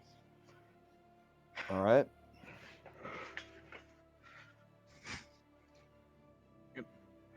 And that's Thank you so much. It looks so the- good. Like he's got like filigree, like gold filigree detailing. It's a great piece of work. You know what? Should I roll a check to see how good it is? You are a suitable skill that it would be your worst is above average, but if you would like to roll to see how it went, you certainly can. I don't know what tools it would be because they're not masons or smiths tools. I would say in this case, either would work because you are working with metal and stone since you were adding filigree and stuff like that to it. And bone. Gotta be careful. Yep. Okay. What is that? My wisdom, or something else? I think for this, wisdom would probably be best because you're looking for inspiration, right? Yeah. Mm-hmm. It looks good. It looks very Looks good. so good! Thank you, Crockney! Hey, boss. Hey. What if we got this guy to design the new line of the Order action figures? Eh? We could probably make money on that. Well, Turning money. to, Boss. Yeah, I need boss. money. Wizarding is so hard. It's Yeah, boss. expensive. I did hear that exchange between you and all them wizrobes, and I didn't know you was so hard up for money. So here, please, take this. It's my it's the money I won when I was doing some gambling down south, which was part of the mission. Don't worry, I wasn't being Of irresponsible. course. Yeah, and he gives you 500 gold. hey, Black Tom. Thing. That's super racist. Oh wait, actually, I think that's my last name. Okay, yeah. What's up? Yeah. So, how much money have you made off these action figures? You're the first person to actually talk about them outside of the ones we found. It's got me thinking. I saw that there was action figures, and I was like, it would be good, better action figures. So I'm just as lost as you are, my man, my fellow Dragonborn, about who could be making these action figures that are currently a thing. But if we make the action figures, then we can kind of control, we can control. Can I insight? I feel like a lot of dice are being rolled right now, and it's making me feel very uncomfortable. But you see, if we release them, I had this great plan. It's called like forced supply and demand, right? Like we announced there'll be like a beardless Rurik, from when like he had his beard ripped off by the Bone Devil, and we only released that one in limited quantities at first, right? Not just beardless, you have to make it detachable beard. That way they can reenact it themselves. This guy's got some ideas. That's why you went into the forge cleric industry. I think you and I are gonna have to talk some ideas, because I think we could really work out some pretty amazing stuff for this next line. The next line being the next line of figures, but not the next line for me, because I've never made any money or figures off of your likenesses ever. And I'm sticking to it. You want me to roll a bluff check on that? Hold on a second. Yeah, go for it. Yep, yeah. 25. Okay. Whew. It's getting a little sweaty. Yeah, I was about to say that looks like a little bit of sweat there. You might want to go Yeah. cool off. Oh, thanks. I'll do that. And he kind of walks away. Happy to still be alive. All right. So. He's the first one we push off the ship if we have to lose some weight. Agreed. But how will you get access to the action figure factory without him? All right. So you continue on your journey. Time doesn't pass, but it kind of does, because planar travel's weird. Cool things could have happened. You could have run into Griff pirates. I don't know. Is that something you want to do? Like, I mean, do you want to, if you see a Griff vessel, do you want to be like, yo, Griff, we want to have a role-playing encounter with you. Please come over here. Or are you? And then we steal their vessel. I mean, are you gonna stay on mission, or what's the plan here? Because there's some wild shit that could go down. There's an entire planet of Tarrasques. So you just tell me what it is. We could go tame a whole planet. I'm just saying, you know, there's a lot going on in Spelljammer. We're only kind of passing through, but if you really wanted to, we could just suddenly have a level 19 Spelljammer campaign. I've got some Illithid spaceships we could bust out. It could get bananas. Otherwise, we'll kind of continue on our way. Also, just GIF for British big game hunter space hippos. So, you know, in case you were like, what's he talking about? We know what Gith are. I'm not saying Gith, I'm saying GIF. Like the right way to pronounce GIF. Like, and they're just hippopotamus dudes. It's a thing. And they are the greatest. Yeah. All right. So, D&D's so weird. It's so weird. Let's go there's find the Ravnica plane. I've heard some interesting things about them. Ooh, that is Oh, hype. jeez. You know, every character background in Ravnica gives you spells. Like every character has spells in Ravnica, even non-spellcasters. It's crazy. All right. There it is. The Bright City. Yeah. So you make your way to Hestavar. And much like you see in the picture, gravity is all funky, right? There's like earth motes floating all over the place and water motes floating everywhere. Everybody is breathing thanks to an air mote that was sort of corralled into service. The atmosphere and livable, climate is maintained thanks to a fire mote that has been kind of pushed into service. Elemental sympathist Rurik, you see the primal elements of the inner plane being forced into order here. And I mean, it's not that big a deal because none of this stuff's actually alive. I mean, this is actually just, raw materials. So hopefully you don't get too triggered by that. But you don't see any enslaved elementals. This is just random bits of the elemental planes that they have taken and sort of bootstrapped together to build a floating city. The water of their seas, it just sort of pours down into nothingness and eventually kind of reappears above the city, as you can see in this beautiful illustration.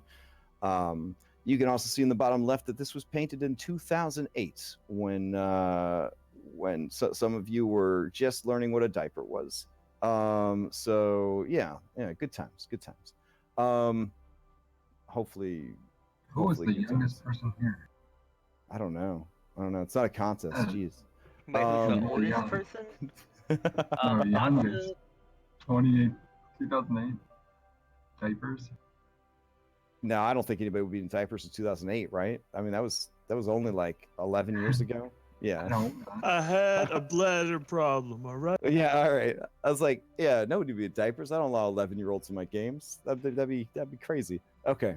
So anyway, yeah, there you go. You would come in to the city at their port. The port is called the Sandbar, and that would be the appropriate place to kind of go. Sun-warm sand winds towards the city ahead. The way is sprinkled with rocky outcroppings and small pools. Tiny waves lap at the edges of the bar, contributing to the peaceful, calming ambiance. All right. So, yeah, you guys gonna just go through the normal means, or do you want to like crash your ship like directly into the city? Like, what's the goal here? Let's We're here approach for like your total stuff. tourists. All right, total tourists. Okay, so you guys, Oil Click is like, well, how bad do you want me to sell this? Like, we're super tourists, or are we just kind of Hold on. tourists? Oil Click, have you ever been here before? No. Well, What? guess what? Yeah, you're doing it great already. No, What I kind of meant like a super tourist. We could act like we don't know, like, which way is what. We could like sail off the edge of the water or something. Maybe I could crash into something, or is that too hard? No. I Please- think just please don't like do that. kind of tourists. Okay. We want to You're a look tourist, tourist, you're but not backwater. Yeah, Alright. say you're a tourist. It's not like you don't know how to fly this. Okay. I just sometimes we get tourists back in in the gnome lands, and they kind of crash into things. Admittedly, our city structure is a little awkward, so Yeah, it's all smaller for you all. yeah, I guess I could see that. Plus, three-dimensional overlaid streets. I think they'll catch on eventually, but for now, it seems like it doesn't work too well for non-gnomes. Do they do that really rude thing for the smaller races where they crouch down, like Or do they bend instead over? of addressing you like normal people? Or do they I lift you mean- up onto a box? We don't need to talk about all that. I thought you were going to ask about the roads, because I was very excited about explaining to you what a clover leaf was and a jug handle. We've got circles, all sorts of shapes that you shouldn't make roads. We've got them all, man. It's nuts. Oh, my people live on the back of a turtle, so we don't have roads. You've That's got fair, roads that intertwine. Ooh, with each other. look over there, look over there. And you look and you see the biggest tower of the city skyline. It is resplendent, shining white, and Emiria says, "Ah, that is the Swan Tower. It's the home of the Ioun's University and Magical Academy. That's where the library is." 10 gold says that's also where the arrow is. Oh, that's where we're gonna go. Let's find a parking spot first. Now, so I'm gonna just refresh for you guys the arrow of fate, so that you know what it looks like if we see it. It is a flesh-wrapped bone, roughly carved into the shape of an arrow. Okay. Okay. All right. Cool. I'm just gonna like look around as we're sailing by whatever and just see if I see anything just sticking out that's like, hey, it's right here. Take just All on right. happen, just to see if it's out there. So you guys arrive at the port, and right away you know that like it's a very like not in Kansas anymore type situation. They are a type of angelic warforge that they have kind of working as security at the docks. That they kind of put regular warforged to shame in their resplendentness. And they they also assist with a lot of the processing of new people. They are an axiomatic race of basically celestial warforged, created by the mother of machines, Primus. Everyone remembered to get their interstellar visas, right? So, eventually, with the aid of these machines and the divas or devas that are working, you guys finally have your turn to dock your ship. Docking your ship will cost 10,000 gold per day in Astral Diamond currency, of course. Do you have a currency exchange? And you could see the robot kind of like roll its eye lights like tourists. And it's like I am authorized to make the exchange. Alright, We will accept gems and precious metals or magical items. All eyes on Patuk. Mark, do we have 10,000 in the party inventory to pay for our docking? Why don't we just have the ship wait out there and not dock? Just drop us off. Oh yes, sir. I mean, that might be dangerous for them. What if they get attacked while we're not on it? Yeah, I mean, we have money. I don't think we should tell this. No, hold on. They don't have to fly outside the bubble. Or this sphere area. They just don't have to dock. They just have to make sure they don't get in anyone's way. Is that Mr. acceptable? Robot? Can we do that? You would like to simply drop off and leave? Yep. Well, they're gonna be around, but not docked. I mean, if you're going to take up a spot at the dock, you will need to pay the fees. If No, you would that's like, what we're saying. That's not I'll gonna just happen. Patuk pulls out but 10,000. if you are not docking permanently and are simply being dropped off, then the captain of this vessel simply needs to pay us the normal fees for transporting passengers to the city. Oh, how much That's is fine. that? We'll Oh, talk. We'll. Yeah, that's Well, only like well- it's only like 500 gold, and Oil Click pays it, and then she just hangs out in the astral sea without you guys to protect her, and it's all good. No, no. I'll just. I'll pay. We'll pay. We'll pay. Patuk, he just pulls out like Boss, 10,000 gold. you just told me how hard up you are for money. I mean, don't let this This robot was or given. whatever This it is. money was given to me specifically for the docking fee. It was some wizard thing. Don't worry about it. I'll just. And I'll That was just the pay him. wizard thing. Wait a second, Balthazar. Why don't you negotiate a better deal? Hey, if you want me to use my special boon that on getting you a cheap pocket space work, then I'll do whatever you want. You're the boss, right? Huh? Is that what you No, want me to that's do? alright. Huh? You No, think it's this okay. is the best time for that shit? Huh? It's okay. This money was given to me specifically for this. I wonder how anyone could have, Oh. foresight, had the foresight for that. Unfortunately, these robots have built-in zone of truth. The robot doesn't give a shit. Like, it's, like it just wants you to pay the money. You're holding up the line. Yeah, I paid the money. Okay. Primitive coinage. It's been a long Rodney, time. you know something is up. Oh, it's like, wizard stuff, huh?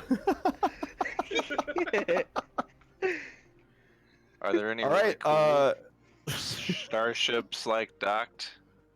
Yep. You guys docked your. Oh, you want to know how many ships are docked? Is that the question? Are there any like really cool ones that would grab our attention? Like, should we need one in the future? Oh, should you need to There's upgrade? The Oh Centurial yeah. Pigeon is docked. Over I'll be honest. Most of the other ships are way cooler. But again, going with the Millennial Falcon analogy, your guys is cooler.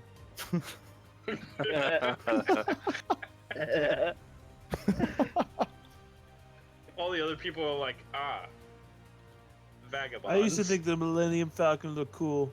Then I saw how it looked in Solo. I'm like, man, that ship really is shit. Aw, Compared to how it was when it was new. I think we all feel like that sometimes, though. There's a Star Destroyer just like docked on the tower. All right. So, anyways, I was remiss in not showing you what these robots look like. These axiomatics. Hold on. Oh man, here we go. Here you go. Oy, well, he looks like he could punch someone into oblivion. Yeah. So, so he definitely takes care of your currency issues, and he says if you're going to need more money, you should seek out the money changer first and foremost. They would be in the market square. Okay. We'll Okay. do that. Thank you, sir. Mm-hmm. Please, before you go ashore, I need to ask, what is the nature of your visit to our fine city? We came to see the library. You are a wizrobe. Yep. I could tell, but thought it was rude to make the assumption. I wouldn't mind looking around where you all hold your forges at. If that is the case, I am especially thankful you were able to find the funds necessary to pay for your ship's docking. I know that wizrobes are constantly scraping by. It was rough. All right, it winks one eyelight at you. We'll go on it now. Yeah, so if you want to know about anything, this robot's probably not going to bother telling you. You guys are let ashore. You have now entered the Bright City. So, what now, guys? Do we want Crash, I to do need- maybe like? Go ahead. I say, do we want to like maybe split up a little since we're in a city and we don't plan on fighting anything immediately? Split up, like part of the group can go to the library and check it out. Other people can go around different parts of the city and try to get like information, and then meet up somewhere. Like we'll pick a landmark to meet up after a certain amount of time. Dressier feels like he's in Disneyland. He's gonna go run to the money exchanger real quick. Well, All and right. there goes the Dragonborn. All right, we've lost them. All right. For simplicity's sake, yeah, you can go ahead and just exchange money. Rather than force everybody to do math, whatever gold point value, I'm like, this costs this much. We're just going to keep it in our normal value. But when you guys are like, why is everything so expensive? It's because it's being lated into Astral Diamond funds. I am not joking. 4th edition went all the way to level 30. Around level 20, you just started finding like every fight you just found like $50,000. Like it was crazy. The interdimensional economy was just broken. I've done my best to try to keep things slightly reasonable, but everything is very expensive here, to put it mildly. Drashu's really excited to change his 125 platinum and 1,025 gold into Astral Diamonds. Yes, when I was much younger and I traveled abroad a lot, I remember going to Turkey, and my American money, it was like a 1 to 20 exchange rate or something. So it was the closest to being a millionaire I've ever been in my entire life. This it was costs this much. You pull out $1. Yeah, it was absolutely phenomenal. I'm not even gonna lie. It was absolutely. I stayed at a 5-star hotel. I ate like 8-course meals. Yep. I went to nightclubs in the VIP section and like a private driver and champagne bath, like the whole deal. Like it was incredible. Whole trip only costs in $20. Manila, in the penthouse suite, we had it for like $60 a night. Yeah. Like, so imagine that reversed. That's what's happening right now. Oh, So it is like going to Disneyland. Yeah, it kind of is. Yeah, it's like, what do you mean $14 for a soda? Yeah, like that's what it's like exactly. Good comparison. It is theme park prices. Movie theater and theme park pricing. Okay, so there are lots of cool places that you could explore here, but if you are going to do money changing, you would go to Market Square. And the central Market Square of Methion teems with activity, barely slackening in the slightest, even during the hours normally reserved for resting. That's right. There's no nighttime here, because they didn't bother to install,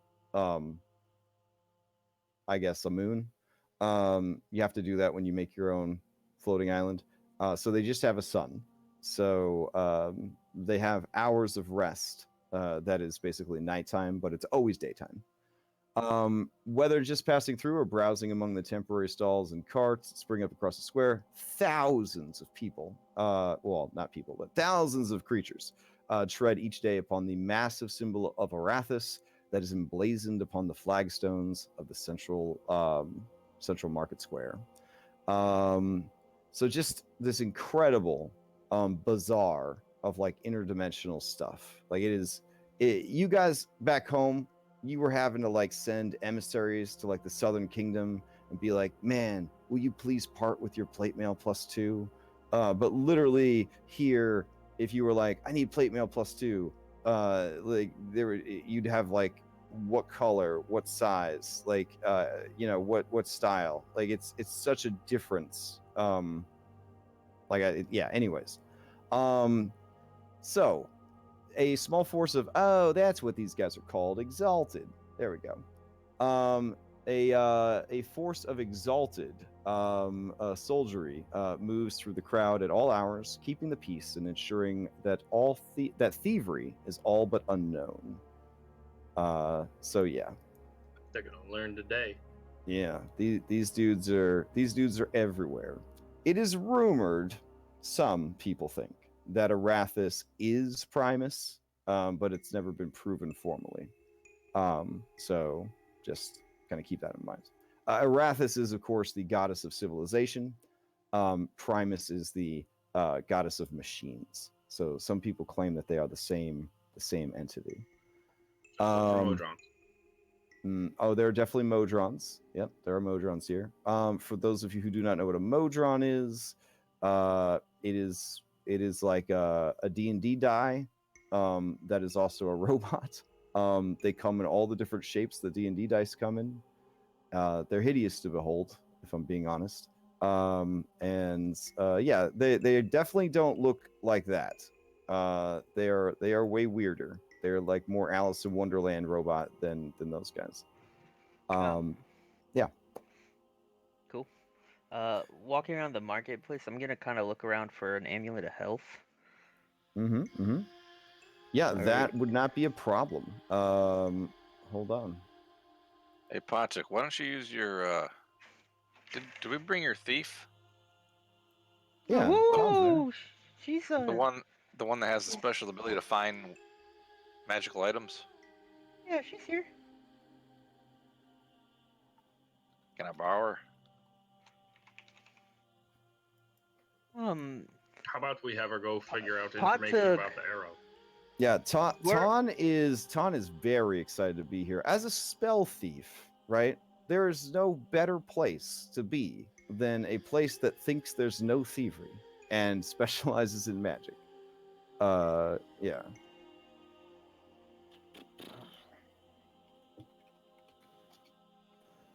Dresser's gonna find somewhere to practice his new arcane spells, especially his radiant arcane spells Wait, what? in this place. Cool. Did All right. everyone I'm all gonna of go a sudden find some forget the scenery to mission? blow up. All right. Checking some stuff real quick. He's got this cool new sacred flame to work with. So Oh. Patuk set privately via the telepathic bond to Rurik. Just Rurik. He's Mhm. like, What do you want her for? Just me and you right now. Well, we can send her off to find what we're here for. Yeah, I mean that was a plan, right? Yeah. Yeah. Sounds like a plan. Alright. Okay. Quite a conversation. wait, I want to see how many people I can include, because if I can, I'd like to include her. 8. Yeah, so yes, I'm gonna put her in on the. I'll re-ritual cast it. I'm gonna put her in on the telepathic bond, and Okay. Balthazar, of course. And then the 6 of us. All right. So for the next hour, Balthazar, Ton, and the 6 members of the Order are on Rary's telepathic bond. Yeah. Yep. Okay. All right. So an amulet of health. Here, in the greatest marketplace of all time, not counting the Grand Bazaar of Sigil, is it Sigil? I can't remember. I think they deliberately pronounce it wrong for the city. They do deliberately pronounce it wrong. Yeah, because that's what messed poor Matt Mercer up so much. It's sigil. Yeah. So the an amulet of health would only run about 8,000 gold. We just have a heart attack over here in this corner. Yeah, I'm gonna go ahead and buy one of those. Okay. Yeah. They happily make the transaction. Thank you. A friendly robot walks by and kind of nods to you. Enjoy commerce. Enjoy the sun. And he kind of keeps going. Yeah. Thank you. Commerce is great. It's such a steal, especially after everybody told you things were going to be really expensive, that you're almost, I would say, maybe even suspicious / confused about the pricing. Because I got so many of them. yeah. No, everyone already has one. I don't know what I'm going to do with all these. Jeez. Yeah. Like, there's a dude that has a shoe store that all the shoes are boots of elven kind. Like it's just it's stupid. Like, yeah. Oh, how much are these boots, sir? Okay, you go into the boot store. Yeah. Let's see, boots of elven kind. I think those are pretty cheap, actually. I think those are like a common or uncommon item. Yeah. Let's see, boots of elven kind. Let's see. This is gonna hurt.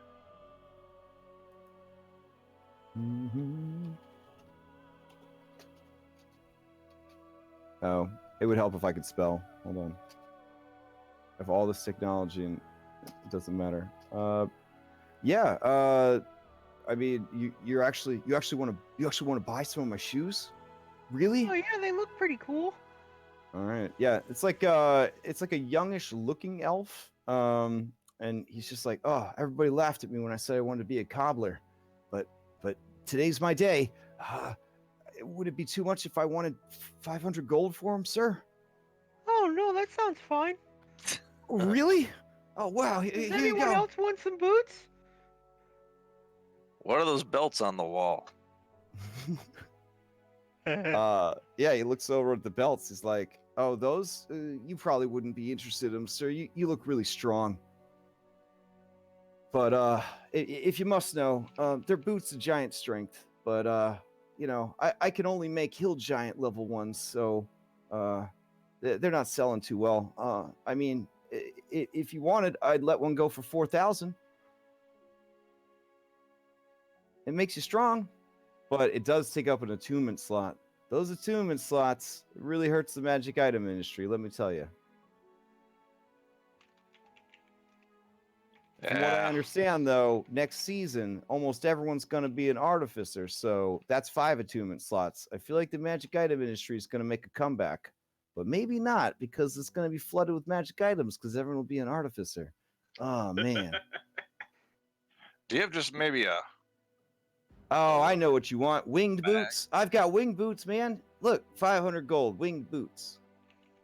They make you fly. Oh, wait, you want to climb walls? I've got spider boots. Check it out. These are actually licensed, and they are red with white webbing. You're not sure why he chose those colors? I'll buy a pair of those flying boots for 500 gold. Oh, What's yeah? this dude's name? For feedback, I need to know, do you feel that I'm charging too much at 500 gold for these boots, man? No, you're just getting started. We just, we just want to help you get started, get off to a good start. That's all. I just worry that I wasted my time and made like 24 of these winged boots, but everybody here can fly innately, so I feel like a real boob, you know? Right, but here's the thing. What happens when suddenly they lose that ability to fly innate? Then they're gonna come to you. Oh yeah, okay. You're building me up, and I appreciate that. Okay, yeah. Also, Here you... What size are you, Master Dwarf? Or wait, he kind of like squints at you. Oh, sorry, I didn't notice. What size are you, Master Azer? Oh, about 1.5 hand spans. I don't know what that means. We're gonna have to use this special foot measuring device. And straight out of 1986, he gets a little foot measuring device. Everyone's eyes are like, goddamn foot. Make them a little big, would you? Just a little bit. Yeah, sure. Yeah, a little loose, yeah. Okay. Yeah, so you buy a pair of winged boots for only 500 gold. Question for you. I'm talking to the kid. Yeah, sure. The robots outside, do they fly? Can they fly? Oh, yeah. Yeah, no problem. Never mind then. I was going to say you should talk to someone about that. They'd be pretty crappy security guards if they couldn't fly in a super magical floating city, right? That's true. Yeah. Unless they had someone like you to give them boots. Yeah. Oh, well. Stupid boots. Times like these really make me wish I was playing a not good line character. All right, well, I really appreciate your business. Make sure you tell them that you came by Barry's boots, and I met all your boots needs today. Do you have anything else that doesn't require attunement?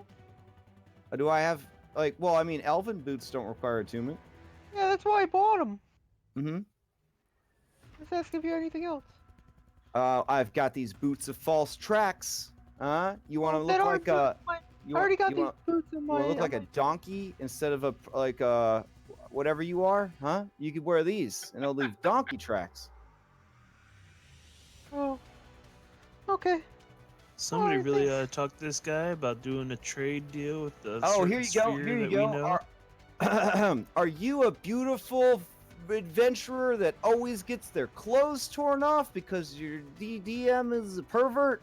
Well, don't worry. I've got you covered. I have clothes of mending. That's right. These clothes always fix themselves, no matter how many times your pervy DM burns them off your body, rips them off with a monster attack, or in some other way disintegrates them. That's right. Never worry about being naked again, thanks to the clothes of mending.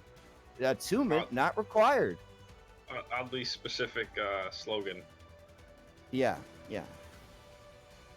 Anybody? But Master Azer, you look like the kind of guy that, for whatever reason, ends up naked a lot. Am I right? Well, I like to take my clothes off. Oh, well, these probably aren't for you then, because these are all about staying dressed.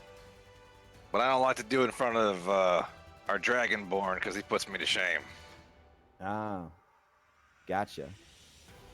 Sir, is there a merchant around here that sells staves and like maybe cloaks, maybe wands, staves and wands? Oh yeah, for sure, yeah. Bert needs pants of endowment. If you're looking for wands, there's no better place to go in the whole central marketplace than Wanda's. Wandas? Ow! Oh my Josh, god. I also sent you a secret message. I'm physically. I mean, I hurt just by poured that. Roll20. Oh, okay. Yeah, I'll go talk to Wanda. Thanks. All right. So, does anybody else have business at Barry's Boots? Hey, Aaron. No, but Aaron, You really let Barry down. He thought he was getting some more attention. thanks, kid. Hey, You know Aerodon. you could come to our homeland. You could sell those boots like candy. Oh yeah, where are you from, mister? Oh, The world. the world. Right, but which one? No. The world. Right. You come from a world, I got it, but which one? Never mind. Are you guys yanking my chain right now? Am I being recorded? He starts looking around. Nope. You're not gonna actually return the boots, are you? Like, the sales are final, okay? No. They're great. No refunds. Look at them. They're already on my feet. Okay. Well, I couldn't even hear them. They're so quiet. Yeah, you did good work on these. All right, bye. Your conversation's taking up my time. Bye. Holy crap. He got smarter and also more arrogant. 8. He's in the 1% Charisma. now, peasant. Yeah.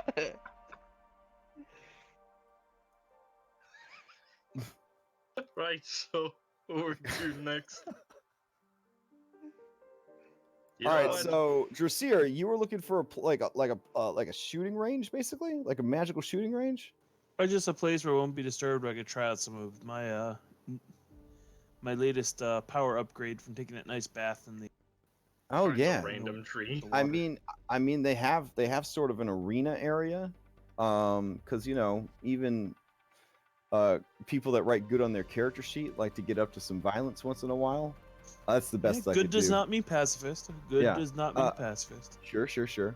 And then they have sort of a rec area outside of the arena where people can kind of show off and practice and exchange techniques and that kind of stuff. Sort of an open exchange of fighting prowess and techniques. You see people, they're rocking all kinds of shit that you don't have. Like, there's this dude called a warden. He's basically like a tank, but like a nature tank. But he's not a bear barbarian moon druid. He's just a dude that looks like a fucking robot made out of wood that's like glowing with like green and white particle effects. And like he can like make roots pull people to him and force them to fight him. It's insane. Like, there's stuff that there's psionicist. You don't even know where these people are coming from, or what edition of the game they're playing in. It's crazy. It sounds fantastic. Or different. It was a different time. It was a different time for sure. So, all right. So you kind of join in and start kind of going over your new abilities, trying to stay fresh. Got it. Yep. All right. Anyone else have any business they need? Eridon, is there anything you need in the City of Splendors? Could I try to find like an artifact that lets me raise more undead for my army? I mean, yeah, you could definitely look into that. Let's see. Flagged for necromancy. Don't you have like did you ever get that whistle? But like the whistle we were talking about to whistle? help? Oh, I thought it was a ring. Oh, I Wait, mean, night caller. Oh, maybe it is. Yeah, the night caller. Yeah. Yeah. I feel like you haven't even been using that one. Well, I used it the one time Oh, on the ship, but it takes time, so there really hasn't been gotcha. much time to use it. But I mean, like for the armies behind the scenes. Oh, so raising an army of undead might flag you as a terrorist. So I don't know if that's but I mean, you could certainly ask around. So you're going to kind of delve into sort of the seedier parts of the town, try to figure out that kind of stuff. Yeah. All right. So Eridon, you would keep exploring the town and go ahead and give me either a persuasion or an investigation check to see if you could, without being flagged by the authorities, kind of locate more information about this. 14. That's okay. Man, I'm so good at this too. Are you invested in that 14? Is that the one I should move forward with, or do you have some tricks up your sleeve that you want to use here? If they start questioning me, I want to intimidate them. You could use okay. that. You could use that too. Yeah. Yes. Intimidate them, please. Yes. Oh, I'll do that then. The boon. Okay. And try again with a +5. Okay, there we go. Oh yeah, I'm gonna stick with that one. Yeah. So 36. Yeah, so you're kind of going around the marketplace and you're watching this exchange with the sad shoemaker, just kind of shaking your head. You go up to a place that specializes in mimirs. Mimirs are kind of like the iPads of Dungeons and Dragons. So originally, I think Loki or one of the Norse gods came up with the first mimir, patented it, got rich on it. Basically, it's a skull. Skull's full of knowledge skills, so that you don't have to take knowledge skills. A lot of classes don't get a lot of skills, so mimir are very popular among high-level adventurers because it allows them to pick up skills that they didn't have without having to waste precious time training in those skills, or God forbid, waste a feat on skillful. So you kind of go up to the mimir guy because you see that they're skulls, and you think to yourself, "Hey, necromancy." And then you sort of slide into to conversation a bit that you're looking for undead army making potential. How do you slide into that? Very persuasive. Okay. Yeah, so the mimir salesman, he just kind of looks at you and he sees that you have Raven Queen stuff because she wouldn't let you out of the house without branding, you know what I'm saying? And he kind of gets real defensive when you first show up, and he's like, hey, everything here is on the level, okay? This is every soul, right? Every skull you see here, that's a spirit of intellect in there, okay? That is in no way any sort of evil necromancy going on, all right? I don't need any trouble with the Raven Queen, okay? I am not doing necromancy. I am not forcing the souls of the dead into compromising situations. We're all on the level here. Everything's tell them guys, and then you watch as all the skulls kind of their eye sockets light up, and in Siri type voices or dude Siri voices, they all tell you everything's on the level. We're fine. We love our job. How can we assist you today? And they all kind of start chiming in. And then there's one just like, nah, whatever. Well, look here. On the low, we don't have to get the Raven Queen involved in this. Tell me the truth. And okay, and that's where your 31 persuasion comes in. And he kind of eyes you and he says, "Ah, you're one of her cops on the edge. I got you. Okay. So there's a bar, right? It's called Vecna's Sack. That's not evil at all. All right, it's a real secluded, real secretive speakeasy. Okay, it's located over by the Swan Tower. All right, are you following me there, sir? I'll figure it out. By the Swan Tower. Okay.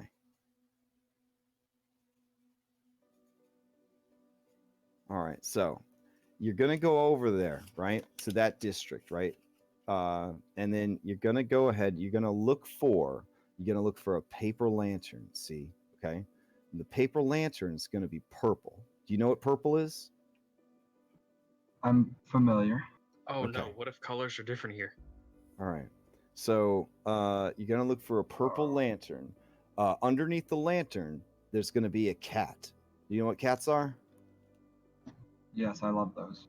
All right. All right. Well, I love them too, but don't eat this one. All right, because you're gonna want to talk to it. So the cat's name is Bobby. All right. Are you following me, sir? Sir, stay with me. I am. Okay. Okay. So cat's name is Bobby. You're gonna confirm that it's Bobby by doing the dance of secrecy, and he shows you the dance of secrecy. Okay. Did you get everything so far? Yep. Okay.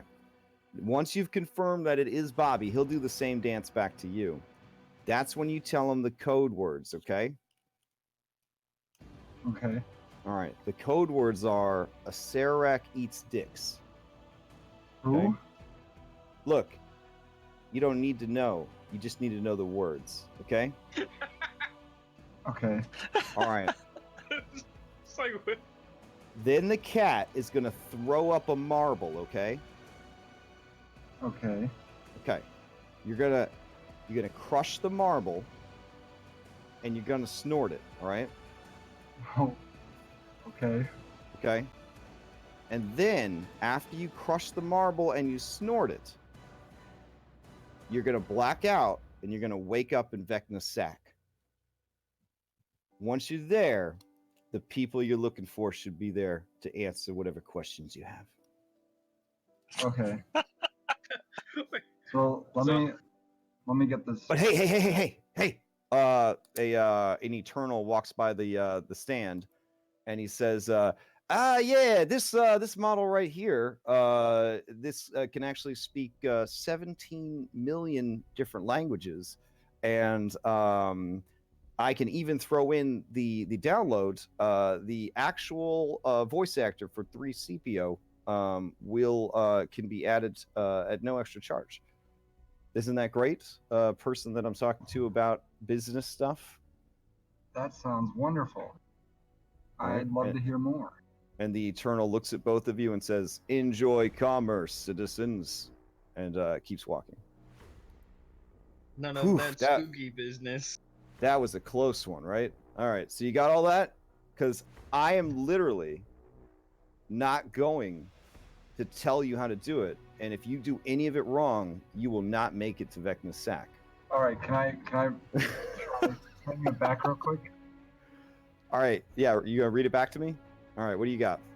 All right. So I need to find a purple painted paper lantern. There will be a Okay. cat under it named Bobby. Mhm, I need to confirm it's Bobby by doing a dance of secrecy, and he'll dance back.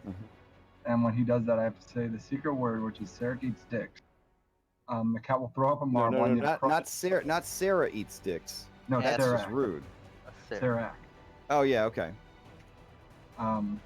It'll throw up a marble. I need to crush it and snort it, and then I'll black out and wake up there. Okay, yeah, sounds like you got it. I like Okay. how he's like, yeah, I'm alright with just blacking out. Hey, you gotta do what you gotta do. I mean, while you're here and I'm being so helpful, do you need a Mimir? Huh? No, Thanks, though.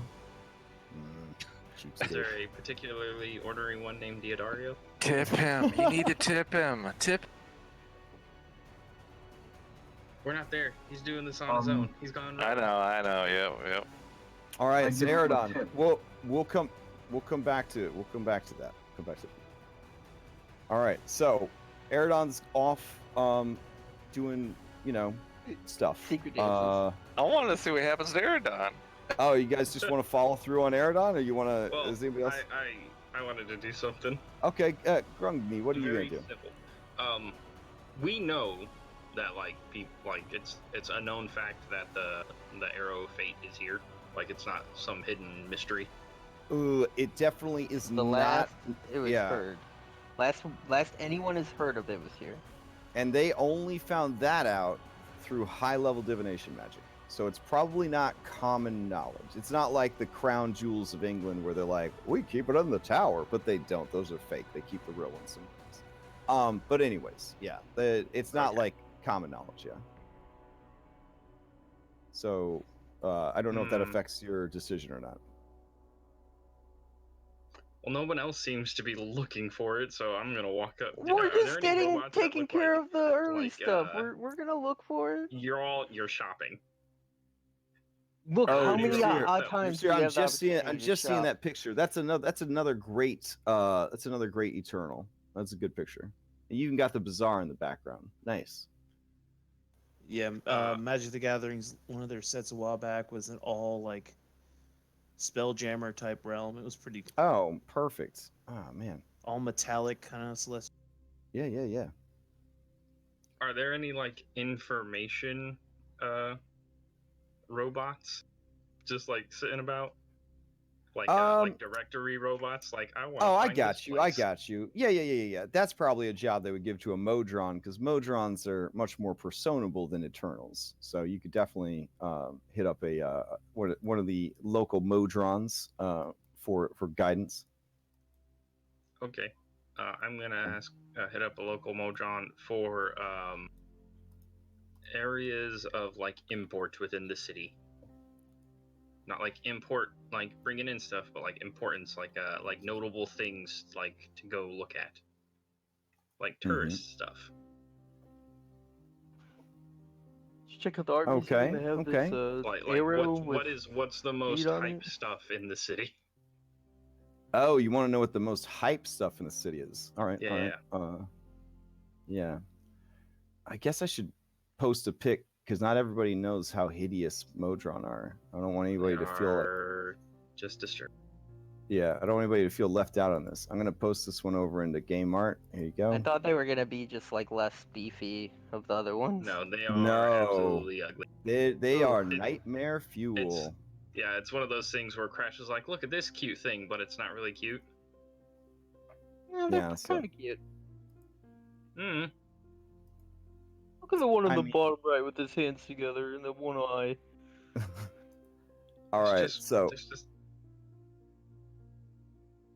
you used to be able to play Modron. It was actually pretty neat.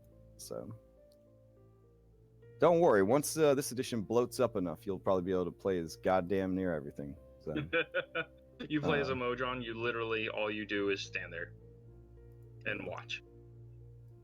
nah, because you're a rogue Modron, so you've like something's gone wrong with you. Oh, so You're you're a trying. rogue drawn. Got it. Yeah. Isn't that kind of what a Warforged is? No, No, not at all. Warforged is a bioorganic Common ancestor. like war machine. construct. Yeah, they also skirt the line of necromancy too, because some people in Eberron think that Warforged is just another type of necromancy. Because it involves putting spirits into stuff, but as we discussed previously, that's what Golemancy is. It's forcing spirits into unorthodox bodies and commanding them. All right, so yeah, So I approach this derpy-looking box. greeting, visitor to the city. I am here to assist you with all of your needs, assuming they involve information about the city. Yes.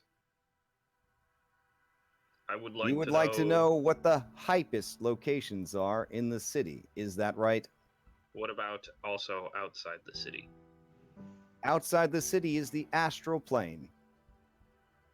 It is Okay. infinite and timeless. It would take forever for me to tell you all of the hype things that are available. Would you like to begin now? No, let's go with the city first. We will discuss the city. Excellent. The city of Hestavar is known as the Bright City. It is the pinnacle of civilization, art, innovation, trade, and justice flourish among the many floating earth motes upon which the ideal city is built. Erathis, goddess of civilization, Ayun, deity of knowledge, and Pelor, god of the sun, reside within the city, along with hosts of angels and exalted souls. A scattering of beings from every mortal race inhabit or pass through the city. At any time, you might rub shoulders with angelic servants of other deities, Eladrin lords, or even the odd devil who comes here to conduct business. If you look this way, and he points, you can see the tallest structure on the city skyline. This is the Swan Tower, Garethald. Garethald has its own earth moat. It can only be accessed by magical flight, and it is heavily guarded. It is the pinnacle of all knowledge of the arcane, and home to Ion itself. It has a famous library and school for arcane wizardry. The storied halls are overflowing with every manner of tome, scroll, and loose paper imaginable, all meticulously cataloged and filed on one of the countless shelves or in some other receptacle by a veritable army of scribes and librarians. The knowledge contained within the library is freely available to all who seek it, but those that abuse this hospitality will quickly find themselves expelled and barred from re-entry by the host of Ayun. If you seek to increase your arcane knowledge, you can apply for entry into the Arcane University itself. It is a 100-year degree program. When you exit, you will be the greatest Archmage ever known, at least by the standards of your classmates. Would you like to know more, or would you like to know about something else? I hit the something else button. Okay. It's like, behold, over there, the Don Bell Bastion. The Don Bell Bastion is a light fortification and garrison built and maintained by the Angels of Pelor upon 3 small neighboring earth moats. The elegant tower that rises several times the height of its sister buildings is open at the top, revealing the bastion's primary function as the home of the Dawn Bell, the bell that lends the complex its name and tolls but once a day, announcing the beginning of each day in our city that knows no darkness. The bastion can be reached by a soft fall that deposits travelers onto the largest of the earth moats, and can be left by a similar manner to reach moats below. The guardians there are accustomed to the bastion being used in this manner, and will pay little heed to those arriving as long as they stray no further than the entrance and other tourist areas.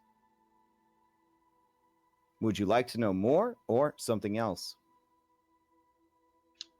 How many other places of hype are there in the city? I consider all places within the city to be, as the halflings of the prime material would say, so hype. Even the bootmaker shop? Ah, you would like to hear about Barry's boots. No, no. No? Oh. It starts to get a little flustered. You would like to hear about, Stop. Thank you. You've been helpful. Am I there with you? Have you been staying with me on my travels? No, unless while you I've guys been followed shopping? me, I walked off while you were like, I'm tired of them shopping. I'm gonna figure out what we're actually looking. Okay, Patek still needs to go to Wanda's. All right. So yeah, I don't want to just up and say it, although because I might get a guard just be like, "Hey, you're looking for something you should."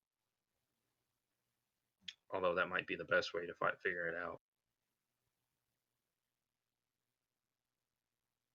All right, I'll I'll give pass you. it Hotep says off to you via the for now. telepathic bond, "Are you talking to some kind of like guide or something right now? You can get some weird Yep. thoughts. Oh, maybe ask him if there's anyone in town that like hoards or like collects Nope. really rare things. Like a bank? No, like probably like an individual. Mr. Modron, do you have any museums or individuals who are collectors of rare or mysterious items in the city? There are many such people that dwell within the city, but the Privacy Act prevents me from revealing their information to you. If you What about seek me? to learn, you should begin at the library. It is the greatest library in existence. Surely you could find any answer there. Would you like to learn more or something else? Telepathically, I'll tell. I'll be like, didn't work. Go to the library. Okay, I'm gonna head there right after I'm done at Wanda's. I'll ask about a museum though to see if they actually have a museum. Okay. There is a museum detailing the building of this great bright city. There are animatronics that take you through the entire long and involved process, step by step. The tour is quite thrilling, and you will only need 6 hours to complete it. Oh, good to go. Thanks, Modron. I hope that I have been able to assist you with your information-seeking needs. Do you have time to take our survey? How long will it take? This survey should only take 20 minutes to complete. Can I walk and do it? I have to give you the survey from here. Oh. Unless you can fill it out they're and all- deposit they're it all- with another Modron. One They're moment. all probably shopping. I'll He fill closes it his out your eyes. survey. He kind of makes like a face like he's pooping. And he reaches back and he hands you a survey. No, I'll just do it here. Do you require a pen?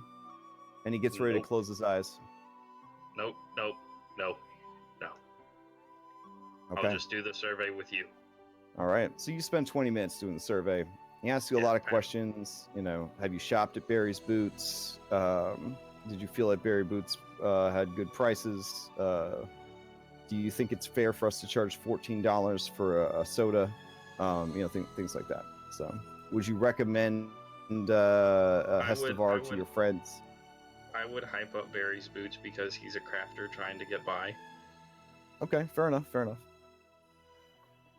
All and right. then I would also write a Ventus suggestion saying that they need to use him for like any flying boot needs or any flying needs for the robots and make it cheaper on them. Mm-hmm. Okay. The Modron is really happy because really no one ever sticks around for the survey. So you've definitely made its day by spending 20 minutes completing the survey. It's gonna go back and it's gonna be the only Modron that has this completed survey for the day. Yeah. He's gonna get Employee of the Month. Yeah. Because he finally got someone to do his survey. Employee of life. He just found a good line that thinks being good means you do nice things like surveys.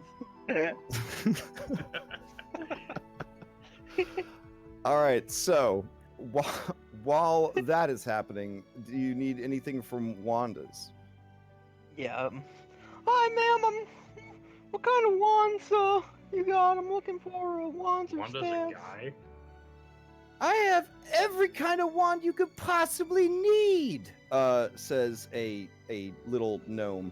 This gnome looks like a gnome that would be into artificing, but like racially. You know what I'm saying? Like culturally. Like, dare I say, not a rock gnome, but a tinker gnome, if that was a thing, which it is. Yeah, she's way into making magic items. You can just read it all over her face. It's the kind of thing where if you had, like a diplomat who was good at negotiating with gnomes, it would have been good to Damn. bring them along. You know what I'm saying?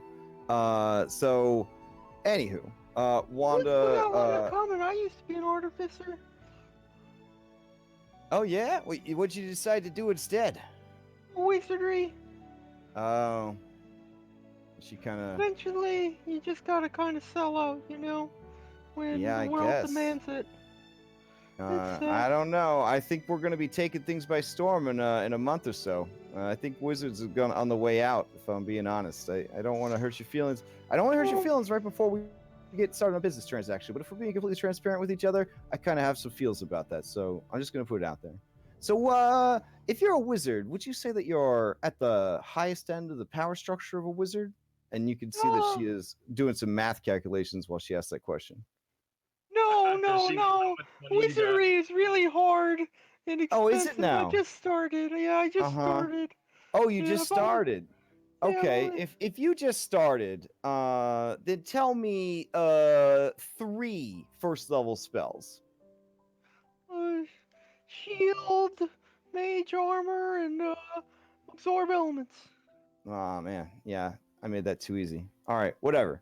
So you need wands, right? That's what you need. Honestly, we do most of our business to warlocks. Those poor kids, they get excited. They're like, "Ooh, warlock! Ooh, so cool!" And then they wake up the next day with a sore butthole and only 2 spell slots. Mm-hmm.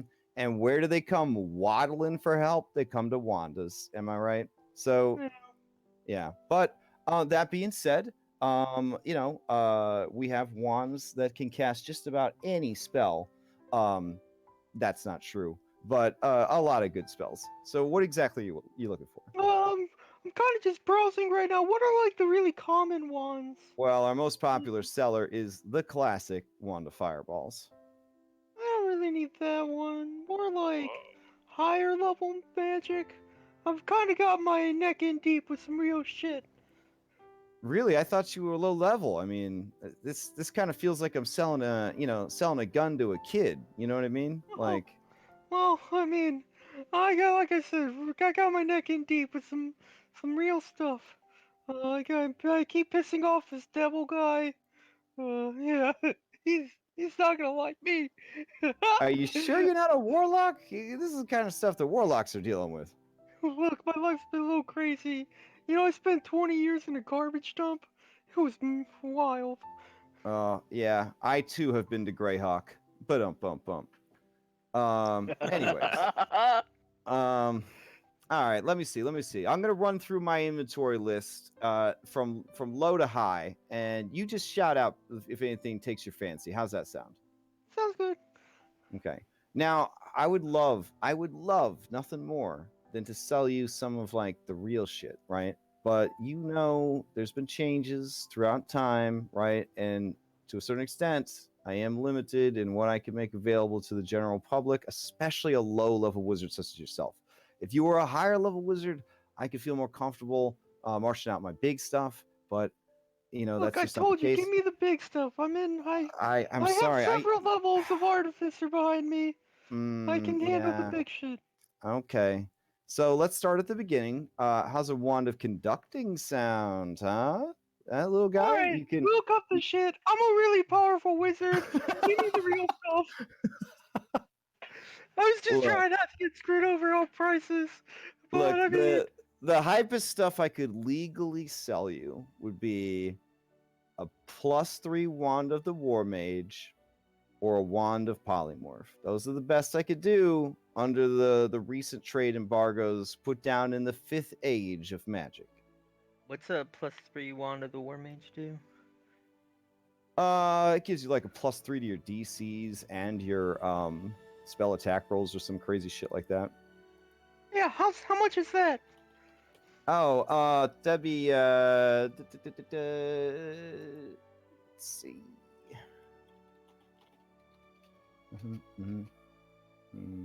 Oh, look at me with my fat fingers. Hold on. Yeah, so that would set you back 28,000 currency exchange. 28,000 gold. Okay. I'll come back tomorrow. Oh, I bet you will. I bet you will. Or, you know, So, you can spend the night at my mansion. If you want. oh yeah, is it a we magic could, mansion? Yep, real magical. Mm-hmm. Mm-hmm. We could talk about it over drinks and stuff. We could talk about our lives. Wow. Wow. Are you like, are you hitting on me? Are you asking me out in my own shop in the middle of a business transaction? I mean, you're nice. I'm sorry if I'm Wow, forthcoming. I gotta admit, when I first saw you, I thought you were like a mogwai. I don't know if you know what that is. But then when I realized that you were a gnome, I wasn't too impressed. But wow, this is a pretty big dick move. You know what? Sure, yeah. You know what? Yeah, I like a guy that's confident. Absolutely. Yeah, I'll come when you close up shop. I'll come by and pick you up. Yeah. So I close up right at rest. So when you when rest happens, that's when I close.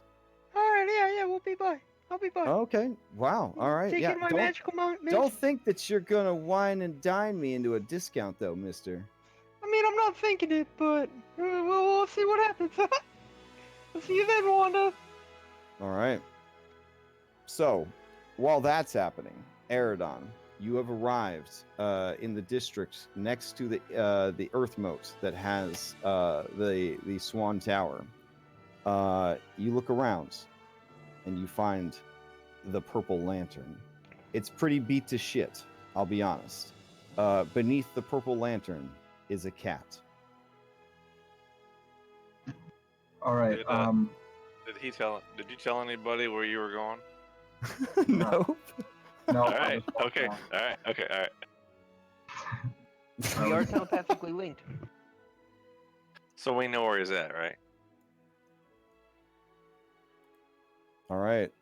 All right. I see Bobby and I start the dance of secrecy. Mm. Mm-hmm. Mm-hmm. All right. Give me a performance check to do the dance of secrecy. I would.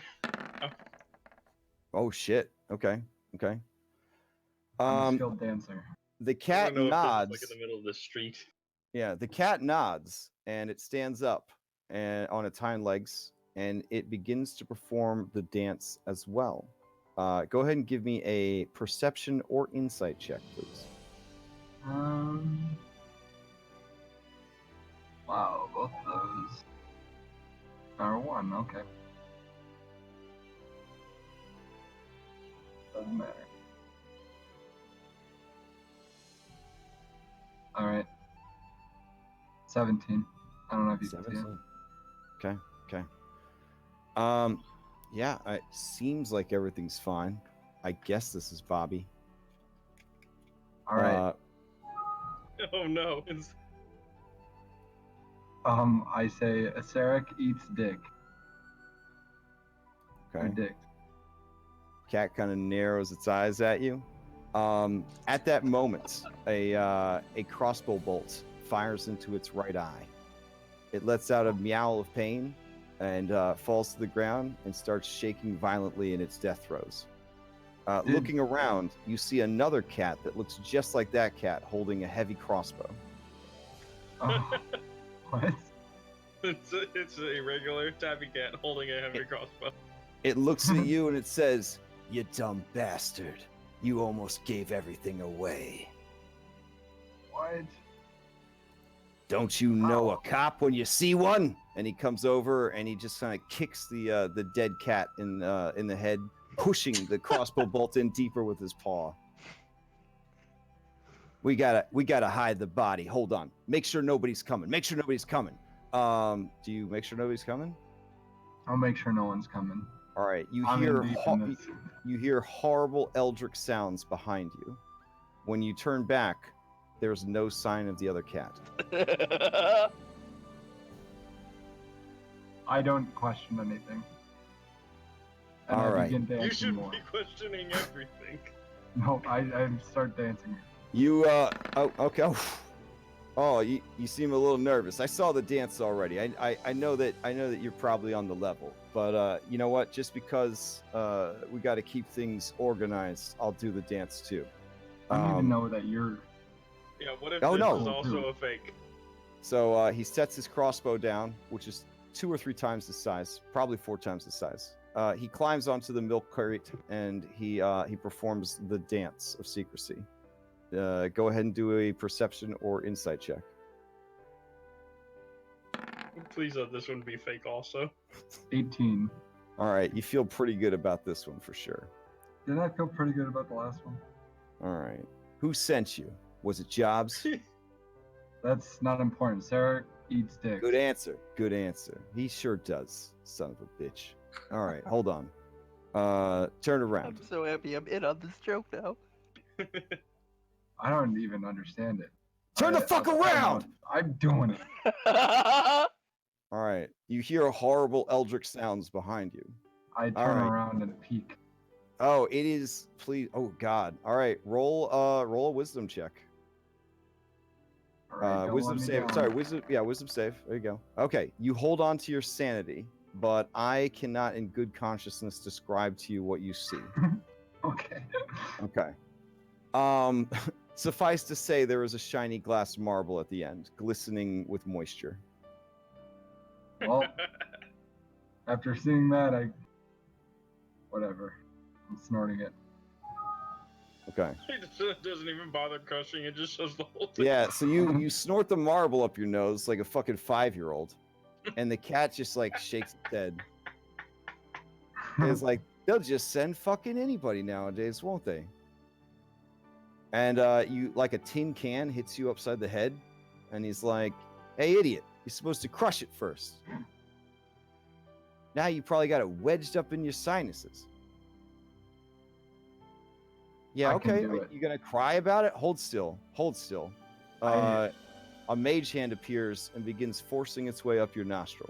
It's painful. I'll allow it. No, All right, I don't allow it. I just mage Don't- hand it myself. Oh, okay.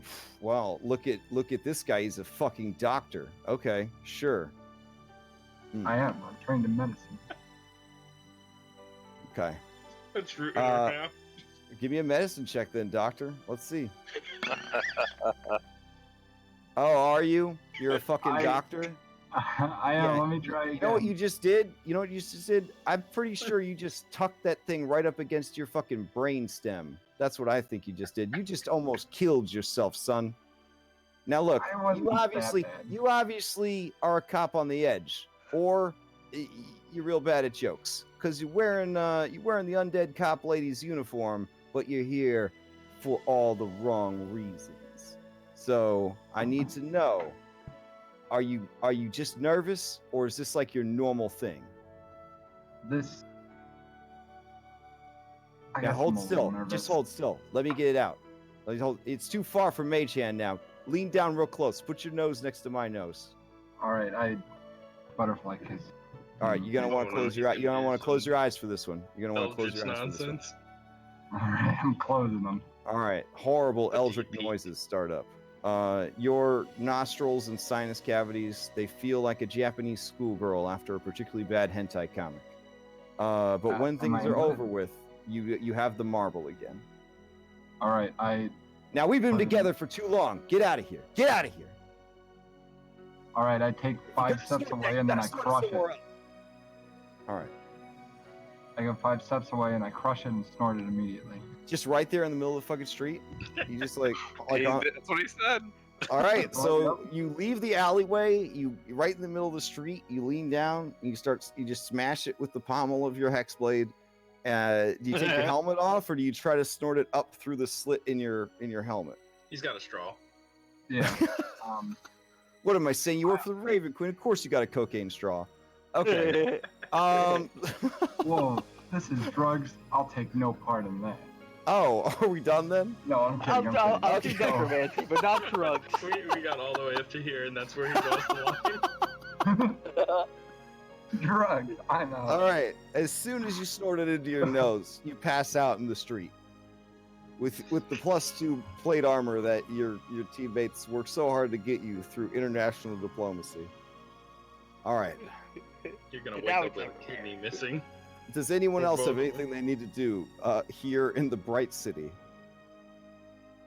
Go to the library now. All right, gonna go. Oh man. While I he wanted goes to to the go library, library, too. I Damn go it. to the museum. All right, you are gonna go to the museum. Yes. Okay. You're gonna invest all 6 hours in the tour. Is that the plan? No. No. Oh, okay. I was planning on while sparring, like striking Mhm. a conversation with whoever I'm Okay. sparring with. Sure. Yeah. How are you gonna slip this one in? You're currently fighting with a giant praying mantis man No, just or woman. It's honestly pretty hard to tell. I'm looking for those that seem to have exotic weapons. That's who I'm going to try to spar. Yeah, this person has 4 katanas, and not just long swords, and not just masterwork long swords, but legitimate ass katanas. Nice. Mm-hmm. But you know, kind of as we're sparring, just kind of bringing Yeah. up, you know, looking for weapons of immense power, Yeah. and then, you know, hearing rumors of something called the Arrow of Fate, supposed to be powerful enough to take down any dragon. Oh. You must mean the arrow of dragon slaying. Yeah, that's the one they used on Smog. And just carry around like it's just that exact same question, just Yeah. You with talk any about number you of talk people I about the spar with. black arrow, right? Fired by Bard. By the way, who names their character after their class? That just seems ridiculous. Seems amateur. I don't know. My name's Cleric. Thank you. Yeah, I mean that's just the dumbest shit I've ever heard of. So. No, I heard this thing's powerful enough to take down a I dragon. mean, that being God. said, my name is Katana, so I guess I shouldn't be talking. But There's rumors that this thing's so powerful it could take down a dragon. oh, I know which arrow you're talking about. You talking about the arrow of light that they have to use on that Ganondorf guy every 4 years. That might be it. Yeah. It's made out of like hope and courage and wisdom. Probably the hypest time it was ever used is when they were all turned into cartoon characters, and Ganon wasn't a pig; he was some kind of fucking samurai, and like the princess and the little elf had to fight him at the same time, and the elf had to like mess him up real bad, and then the princess would like bounce the arrow off his shield. Is that the one you're talking about? It sounds familiar. You said these are just rumors. I'm just trying to figure out more. Okay. I figure why not? You don't really seem don't like ask the these arrow mages. type. I'll be honest. So you don't really seem like the arrow type. Oh, then I'll bring up my longbow. Oh, I thought you threw it in the forest. Oh shoot, I did. Never mind. He reaches for his longbow. Oh no. Is something wrong? By the way, I just stabbed you through your large intestine. No. Good hit. It was a good hit. You know what the best part about this place is? The fact that they have fucking water. That's the best part. Yes. Yeah, where I come from, you'd kill a man for his water. And then drink his blood. That sounds like a harsh place. And And there's then no eat his fucking head. good. There's no fucking good berries to bail you out either. That's probably the real reason that that you can't go to my home planet anymore. Just because Goodberry would fucking ruin the whole setting. Oof, that sounds rough, man. Not gonna lie, that sounds hella. Yeah, it's a rough place. It's a rough place. But we got half giants, and so you know, nanny boo boo to you, and psionics. So I've got psionics right now. Oh. We don't have any of whatever you are though. What are you, like a half dragon or something? Not quite. No, We're called Dragonborn. because you were born out of a dragon. That sounds kind of like a half dragon. More like my great ancestors were. Ah, okay. I thought the Dragonborn was a Viking. Am I remembering that wrong? That's the Dragonborn. Ah, That's don't you the feel like Dovahkiin. don't you that's feel a like different. that's cultural appropriation? Like Yeah. there was a human that went around calling himself the Mantis, but we took care of his ass real quick. So you're fighting this guy? Talking about cultural appropriation? It's quite the scene. Yeah. Who says fighters have to be uncouth, uncultured swine? Yeah, so I don't know, man. If you want to know about weapons, I mean there is like there's a guy, he's pretty well known for forging stuff. You could go talk to him. What's his name? And then she makes like a horrible like kind of crickety slash alien screaming sound. And you see another one who is throwing ninja stars. Thanks to their second edition spec, they're throwing 19 ninja stars per round with their 4 arms. And it makes a horrible screaming sound back in the same direction. And the one you're talking to says, oh, sorry, I'll use their actual name, Katana, says, yeah, Melkor. I think that's how it's pronounced. Melkor. All right. Mm-hmm. Yeah, he's apparently some badass weaponsmith in the city. A dwarf, a little on the nose, but apparently he knows a lot about weapons. All right. Cool. Okay. Well, thank you very much for your time. This is a great fight. I gotta heal myself up a little bit. You scored a couple really good hits. Yeah, Hopefully, I got a couple good on you. I mean, that's having 4 arms is pretty sweet, but it destroys the action economy, which is probably why another reason why my setting hasn't been made available yet. So, all right. Well, it's good talking to you. Good talking to you. All right. Anyone else? Respectful bow and all that good stuff. Oh yeah. Katana drops a very strange but cool-looking mantis person bow. Involves a lot of extra limbs, thorax action. Yeah, that whole deal. All right. So, Rourke, you've been pretty quiet. You got anything going on? Rourke's just heading to the library and yep, heading to the library. Okay. All right. So, you guys are all psychically linked. Rourke's heading to the library. Pot is headed to the library. Eridon's dead in the street somewhere. Ventus is hanging out. Ventus is hanging out on the boat. Grogny's at the museum. Am I on the right page with everybody? Depends on. So if Drasir mentioned anything about the weaponsmith psychically, yeah, no, I would. Then Grogny would alter his course to go that way. Wait, sir. The 6-hour tour about the building of the Bright City is about to begin. You don't want to miss your spot.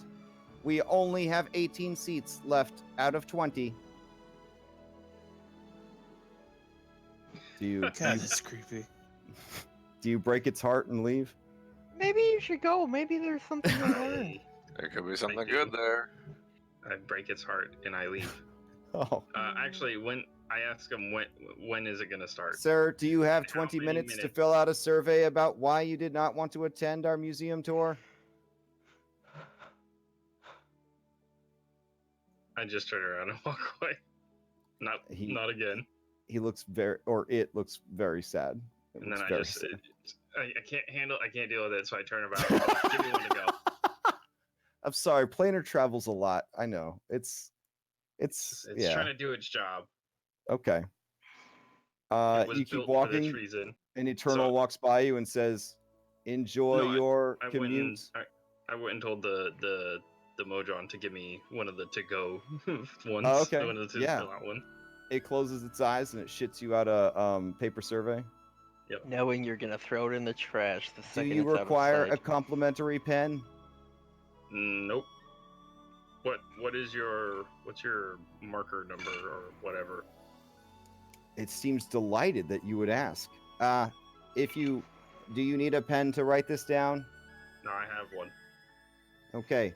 X4576900Z04 star shape. Wait, what? Just a shape? Omega symbol. Okay. 7614 3, pencil emoji, 0, The heck is an 0, emoji? 0, heart. It beams at you proudly. I'm one of Is the that it? earliest models, so I have a simple call number. Thank goodness. I will drop this off to someone when I'm done. My friends call me pencil emoji for short. Gotcha. I fill it off. I fill it up as I'm walking. All right. I'll And be I'm gonna honest. meet- Enduring a second Modron survey is starting to wear at the edges of your sanity. So, Go this to is the meet true Jasir. Eldritch horror. Yeah. All right. So you're going to meet your seer at Melkor's place. Yep. Got it. And if All right. there's a Modron on the way when I'm done, I just put it in his hands and like, and keep walking, like, delivered. All right.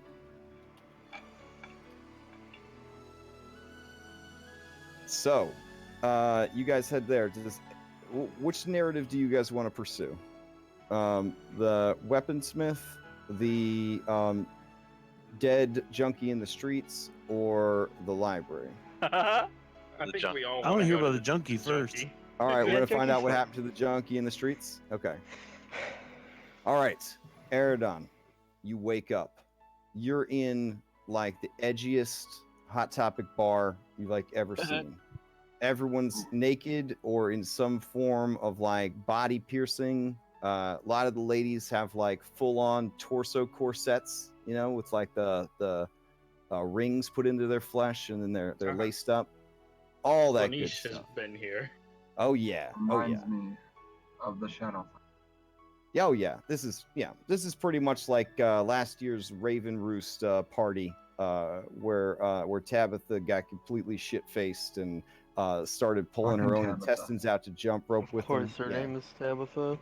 Yeah. I So hate that. I mean, Alright. and she's from accounting, so you really didn't think she had it in her. But it was crazy. Anyways, nothing too out of the norm from what you're used to. Seated across from you is the Lich. Oh Mhm. Your mortal All right. enemy. no, no.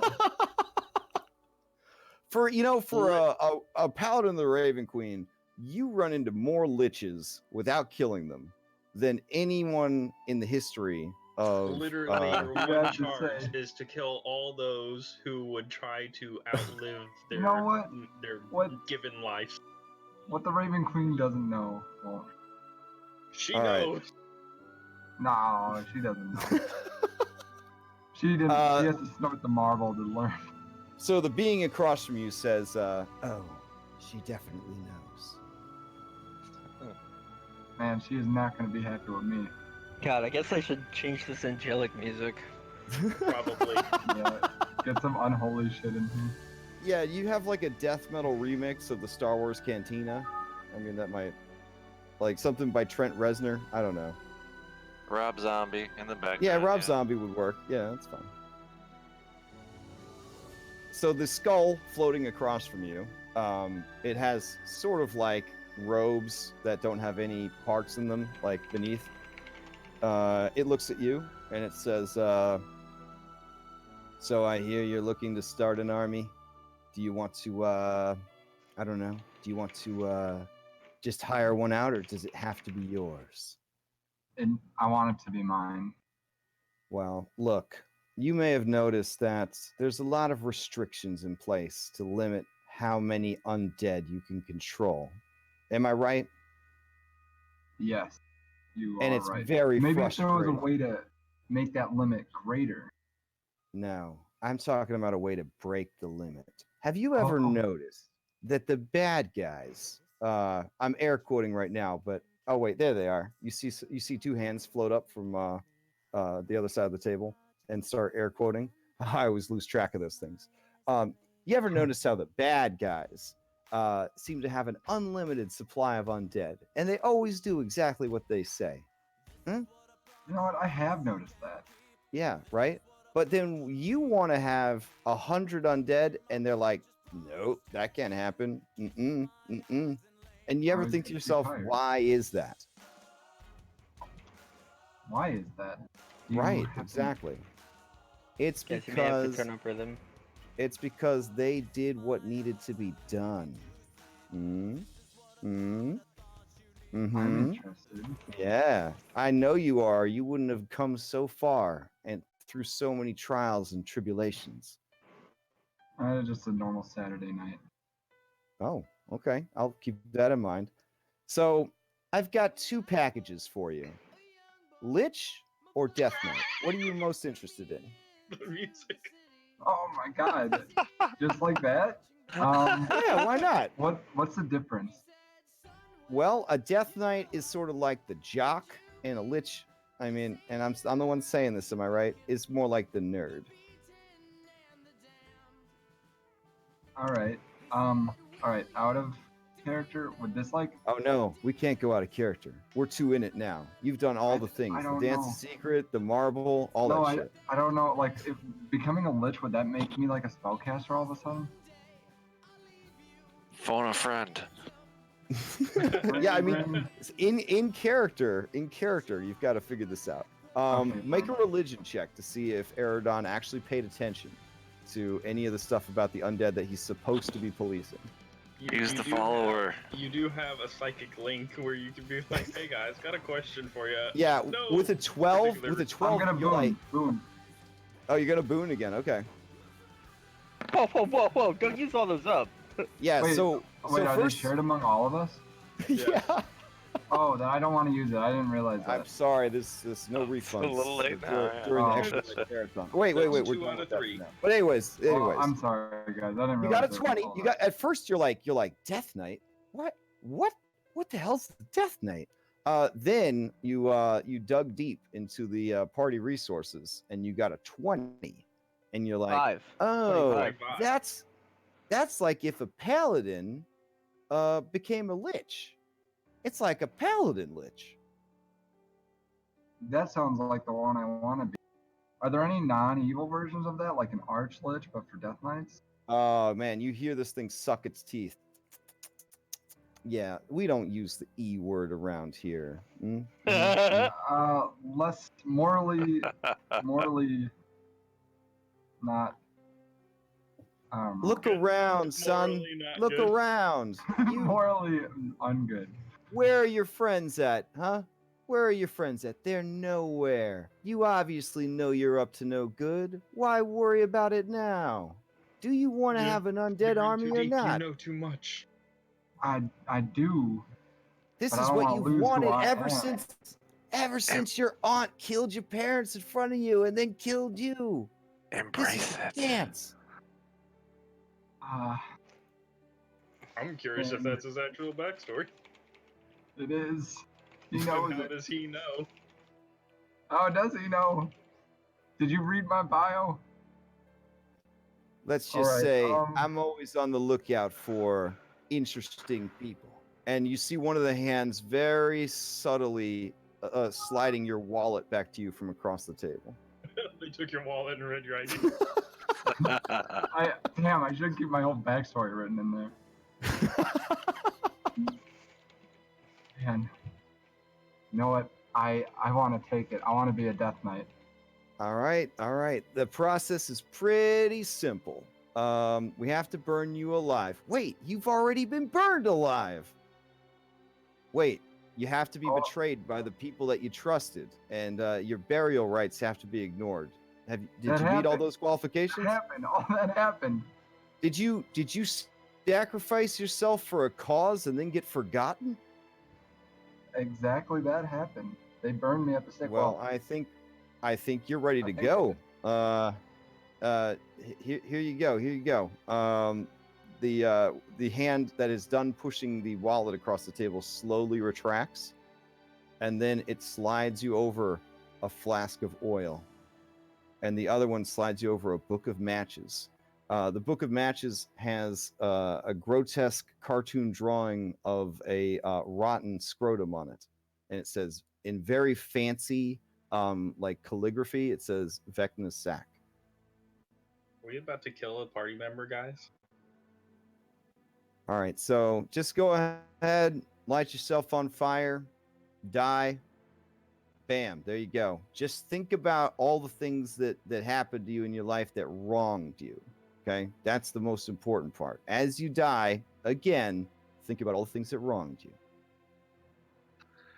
Now, with the Yeah, connection, do we know this is going on, or do we hear this? I mean, Aerodon, did you close the connection, no one or you knows. just? Okay. Apparently, Aerodon's off network right now. Can I insight check him? Sure. Be I would hope insight so. checking yourself. All right. Seems good to me. All right. This individual is very interested in helping you become a Death Knight. Oh crap! No. Man, I'm losing can't faith, remember Is but his name I there, think Zool? that's true. No, his name is probably Sarah. Oh fuck. As a player, I'm very unhappy with what's gonna happen, but as a character, As a I'm gonna player, burn you're myself. the Lich Queen, your Wait. freaking Raven Queen's like, boy, What do you have Man, to whatever. look forward Ow. what are you doing? This Don't is you all drink I've ever that. wanted. It's all I've Level ever wanted. 19. Level 19. Dude, he's Aye. literally been dreaming of this since he was a little boy, and he saw Arthas pick up Frostmourne. Just let him have it. Let him have his moment, and maybe he has a moment of doubt and self-reflection. Realize maybe this is what he really wanted all his life. That's not what Arthas had. Arthas was Well, like, give me that I'm a sword. little different. Okay. Yeah, I'm gonna do it. Do I have to burn myself? Does it have to be burning? You look around, looking around the room for a sign that maybe this is the right thing to do, maybe this is the wrong thing to do. You look over at the stage, and the stripper who's dancing, she's a zombie. One of her tits falls off. She picks it up and starts eating it. That's a sign. As a That's bothersome. Let me. God, I miss Planescape so much. Well, Dude, it if I seems become great. this, This would I- be so cool in a sandbox. what do you get out of this? Why do you want to help me become a The death? satisfaction of a job well done. And Bullshit. it smiles at you. Bullshit. No, it's Why? not bullshit. Look.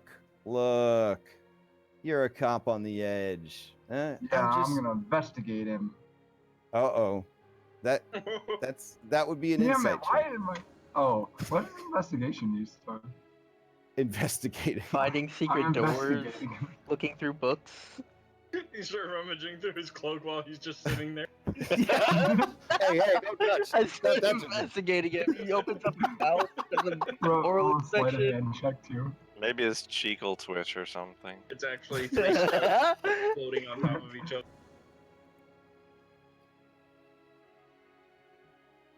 All right, you've got the oil. You've got the matches. Is this a privacy thing? I could get you a booth. I just want to know. Or do you, You have to is want this a something out of it. performance Are you piece? gonna- Because I'll are you get gonna- Sheila off the stage right now. Am I You gonna can lose have my the mind stage. to you after this? If you're strong enough, you'll always have your mind and your sense of self. That wasn't the question. But it was an answer. It was not the right one.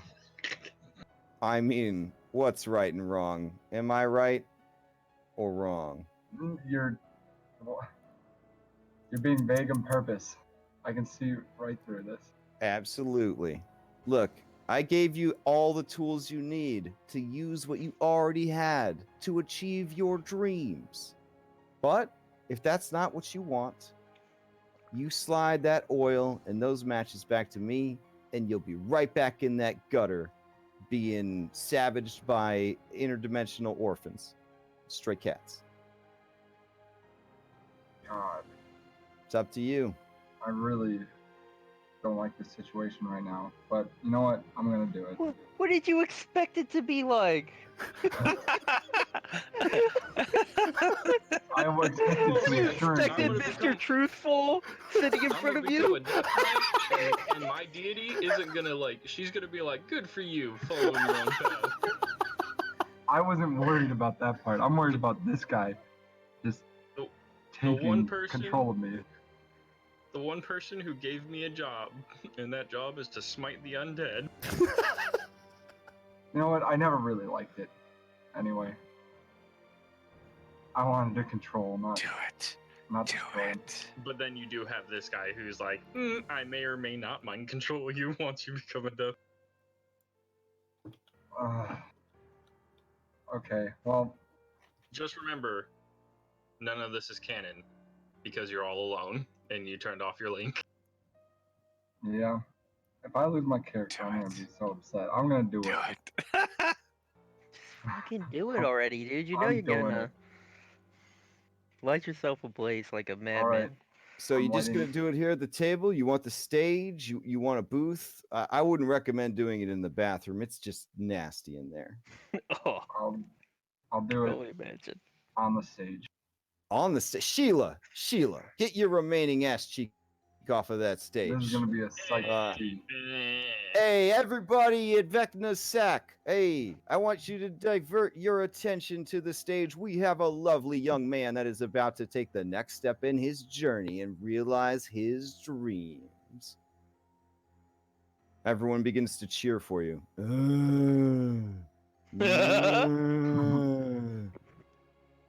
You hear a banshee scream. Several people die. I'm sick of Banshee. That was a long time ago, man. I was impressed. I had a group of low-level people deal with the banshee yesterday.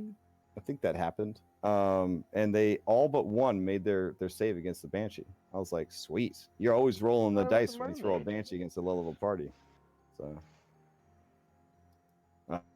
anyways, yeah. So tell us. You set yourself on fire. Yep, I go on the stage. I'm It's best to leave your armor on. It helps cook the meat. yeah, I was going to. I don't want to put the Okay. oil that he gave me on though. I'm just gonna This is like- use. Uh-oh. What if this is What Oh, if this is like the some oil special. elaborate prank to just get this dude to light himself on fire because he works for the Raven Queen? That is so funny. Crash. Yes. Are you trying to incite me? I feel like you're trying to incite me right now. Let me roll my bluff check real quick. Okay. Yeah. All right. Here's my truth. Okay. You have been asking for this since the first day we played Dungeons and Dragons together a year and a half, almost 2 years ago. Your pleas throughout time have never gone unheard. I understand that you really want an undead army and you want to take your shit to the next level. I'm here for you. You're already level 19. The campaign's completely broken. Nothing that happens now could possibly break it anymore. If you're ready for this, they're ready for you. All right. I don't know if you rolled a 20 on your bluff check or what. That was really good, but I'm gonna do it. Okay. Is that you gotta remember, he has had a lot of practice. But I do I have know. to ask, are you using the oil that was offered, or you just reaching into your bag and pulling out some basic bitch regular oil? Well, now I feel like I need to trust you and just use the actual. So I'm gonna use the oil he gave me. Okay. That's canon. All right. You squirted it all over yourself. Everyone cheers. armor. All right. And you light yourself up with one of them little matches. The pain is intense, obviously. You will continue to take damage till you die. Takes a long time because you've got an ass load of hit points. Stoically, you allow yourself to be burned to death. And you die. Your armor is black from the char and the soot. Your flesh burns away. All that is left is charred bones. You are 100% just a skeleton. No penis. wow. Yep, it's all gone. I hope I forgot That was to my mention favorite that. Yeah, part. you want to? I forgot Yeah, to mention that's fucking good. Yeah. There is a mage hand version of penis. You could probably find somebody in the marketplace selling it, so might want to invest in that. I can learn disguise though. But you actually live through all of the process of like having your flesh burnt away, and you experience every moment of that pain. At no point does death release you. In fact, it is hard to pinpoint the moment that you went from life to death. So you are officially, for reals, an undead on your character sheet. Yeah. Okay. All right. So should I just get now- rid of half elf and put undead? All right. So I'm going to send you the traits that you have now inherited, in addition to what you normally have, that makes you a Death Knight. Okay. You have to track. I know how much you like bookkeeping. You have to track your Death Knight spells separate from your other spells. Okay. Okay. And just so you WoW nerds know, D&D had Death Knights way before Worlds of Warcraft did. So, yeah, let's see. Should I turn back on Boulevard of Broken Dreams? Yeah, that'd be great. Or Miss Murder? All right. Do you want these abilities to be a secret, or do you want me to read them out loud? Yeah. Oh one? my god. Don't say yes Secret. to both. Oh, secret. Okay. Man. I'll let Guys, my he's gonna be friends dead know. soon enough anyway. It doesn't matter. Let's not. No. I'm not. Also, now that you've pierced the veil and you've left, all that behind, there is now no limit to the number of undead you can control. You have become a boss monster.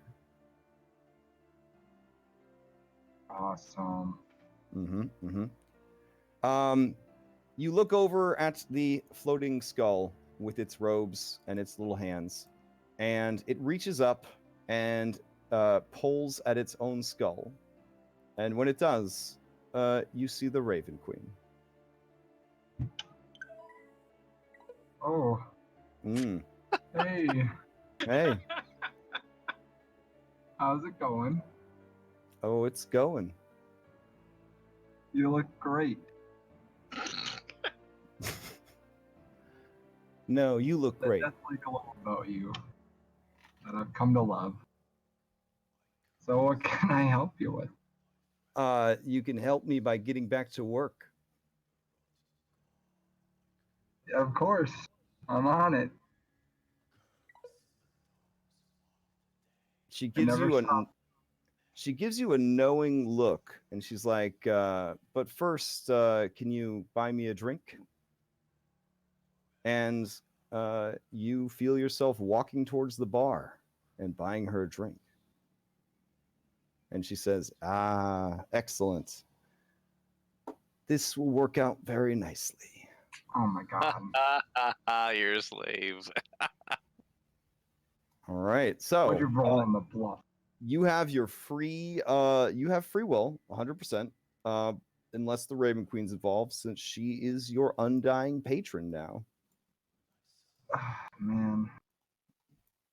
All right. So Price. you're good to go. Alright, boys. You need to help me break free. All the warning signs were there.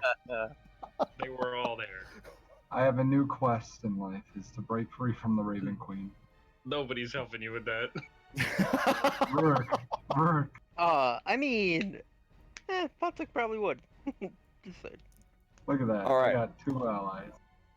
So, this whole process probably takes most of the evening, by the way. Okay. All right. It's a slow burn. Oh, dang. That is a lot of HP to only lose 2d6 per round. Without exploding dice, it probably took quite a long time. All right. So, are we doing library or are we doing weapon smith? I mean, I'm down for either. Okay. Here, we'll do this. Odds, it's odds library, evens weaponsmith. Let me get the angel music back. 11. All right, to so the library. that's library. Okay. Yep. Here we go. Sorry, I'm not Mario. Nope, it's too late now. Your wizard robes are plumber's outfit. Not an actual plumber's outfit. They just have it like printed on it. All right, so whichever you nerds is going to the library, you arrive at the library. It is pretty badass. It's got its own earth moat. If you don't want to wait in line for the gravity bridge, you can fly there. Do you guys fly there, or do you wait for the gravity bridge? Rick, you want to fly or you want to gravity bridge? Do we want to draw attention to ourselves? I So, mean, as honestly, they God, said, like Wanda said probably, everyone here can fly. They yeah, all like fly. 70% of the people here can fly innately. So Let's just fly. Plus, if you All right, fly do you want to there, ride on my it shield might with make me? you look better. honestly, the gravity stuff, like the gravity bridges, that's sort of like handicap accessible. You know what I'm saying? For like the people that can't fly. Yeah, So- we'll fly there. Okay. It's beautiful. There's this huge tower, and there's like a big kind of Greco-Roman structure that is apparently like the Arcane University. It's got a beautiful campus. You see wizrobes going about their business of all different races, colors, sizes.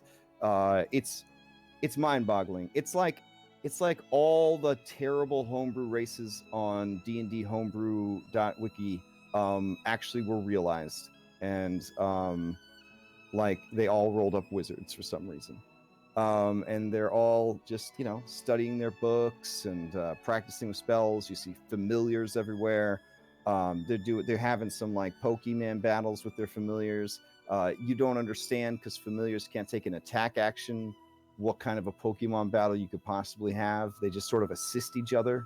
Give a familiar dragon breath, and there Yeah. you go.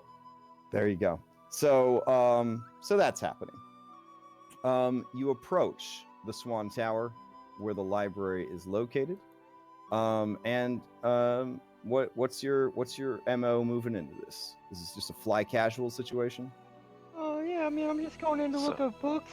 I'm particularly looking for books about like IO and creation and getting to my roots. And Okay. Rurik's Maybe looking as children. for books that that have the ability to influence their owners. And there's one in particular that he's looking for. Mm-hmm. And he would look around to see if Tan or Riva are around to see if they've had any luck. Oh, right. So the two of them, they went off to do their thing. This will be reflected in everything you guys are trying to do here. You will just automatically have advantage to it, and I will use a lower DC than what is listed in the adventure. We'll kind of represent the groundwork that they laid out for you. Okay. All right. So, as you approach the front desk, you see that there is a librarian. There she is. Hi. They're all dressed like that. It's weird, but not the weirdest thing you've probably seen all day.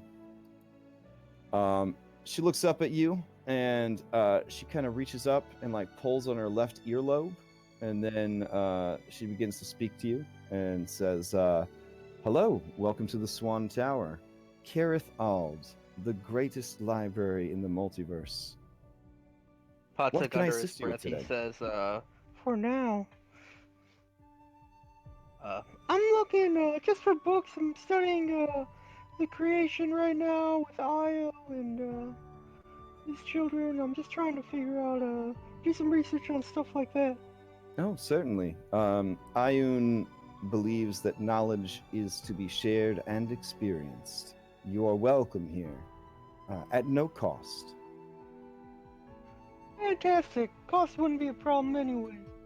But if you do require sustenance, we ask that you not eat it in the book area. We have a lovely cafe where you can purchase coffee, tea, other beverages, and snackables at exorbitantly inflated prices. Sounds like no big deal at all. All right. I see you have a friend there. We ask that you do not burn any of our books, Azir. Oh, well, I do not say this in a cruel or racist way. It's just often when your people become excited, their hair and beards will burst into flames. Sometimes there are accidents. We take similar precautions with Ifrit. I see, I see. Let's say we were able to find a book that we wanted to borrow. Like, check out. What's the process? Can we check books out? There's no checking out books, but you're welcome to stay and research as long as you'd like. Oh, interesting. Interesting. Well, how do you keep the books from leaving? I'm sure there's been people who've tried to take books in the past. She smiles at you broadly, and she just says, magic.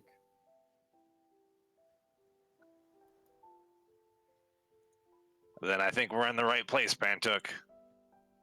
My name is Pawtook. That's my. Oh, Wait, are you Pantook the gnome from the world? If so, you have an extremely high fee from the last time you were here. Oh no, that's not me. She rummages under the desk. She takes out a picture of your brother. She holds it up. She looks at it. She looks at you. No, you're right. This one's much more handsome. And she puts the picture. Yeah, he picture is, back under the isn't desk. he?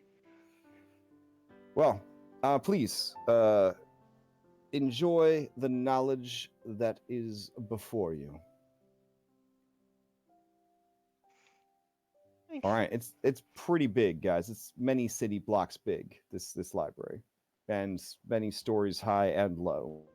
So, like Candlekeep can't even hold a candle to this one. Oh, that's terrible. But yeah. So where to, Rourke? You gonna go to the kids section?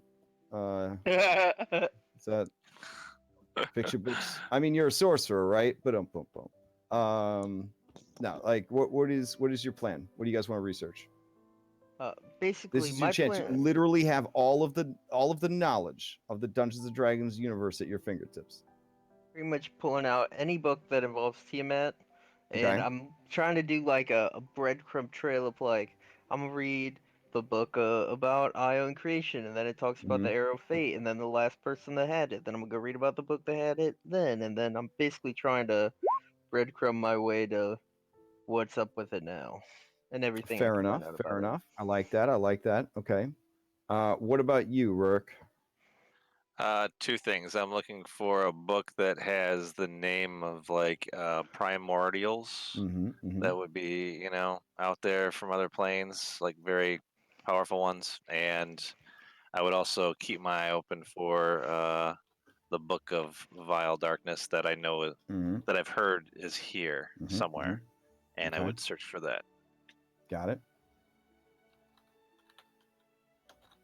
All right. Easy enough. Easy enough. So the top results of your search for primordials, there's quite a few. Demigorgon, Dendar, they both kind of hit the top of the list. There's some character called Emix. I don't know who that is. Let's see. Somebody named Kasuth, Asgorath. Atropus, the World-Born Dead. That's a pretty nice one. Let's see. Borum, Petron. Any of these striking your interest? Yes, no? I'm looking for the ones that kind of lean towards being good. Oh. You find nothing. Primordial good, yeah. They're not maybe. What is good? They lean that way. Anybody who does not like Tiamat, let me put it that way. Okay. You find information about Akadi. She is the Queen of Air. sort of like Emix is the Prince of Flame. She is the embodiment of the element of air and the goddess of elemental air, speed, and flying creatures. So I guess like she made the Flash. I don't know. As an immortal being of freedom and travel, she instructs her followers to move as much as possible from place to place and from activity to activity. So I guess she's also responsible for ADHD. Her holy symbol, this is how old this deity is. Are you ready for this shit? Her holy symbol is a cloud. That's how old this lady is. That's a good sign that she's a primordial. No symbols were taken yet, so she was just like, I don't know, make it a fucking cloud. That works. Cause air. I don't know. Her titles are the Lady of Air, Lady of the Winds, and the Queen of Air. Yeah. So pretty cool. Pretty cool. She tries to remain neutral in all things.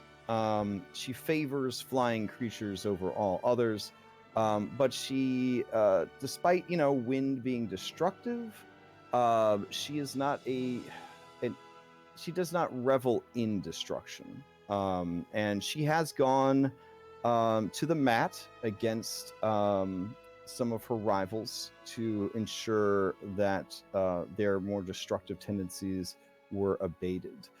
She has clashed with Emix many times throughout history. So you're researching that stuff. Pot, what exact? So do you need any information about Tiamat, or are you just skipping right over to trying to find the arrow of fate? I mean, like, thematically, Patek will Mhm. pick up like every book that he can about Tiamat and like read through. I See if mean, there's because any like legitimately, useful this is knowledge. your chance to learn a lot about Tiamat. Yeah, then yeah, yeah. Anything that I don't know about Tiamat, I would definitely want to know about Okay. Tiamat. Let's see.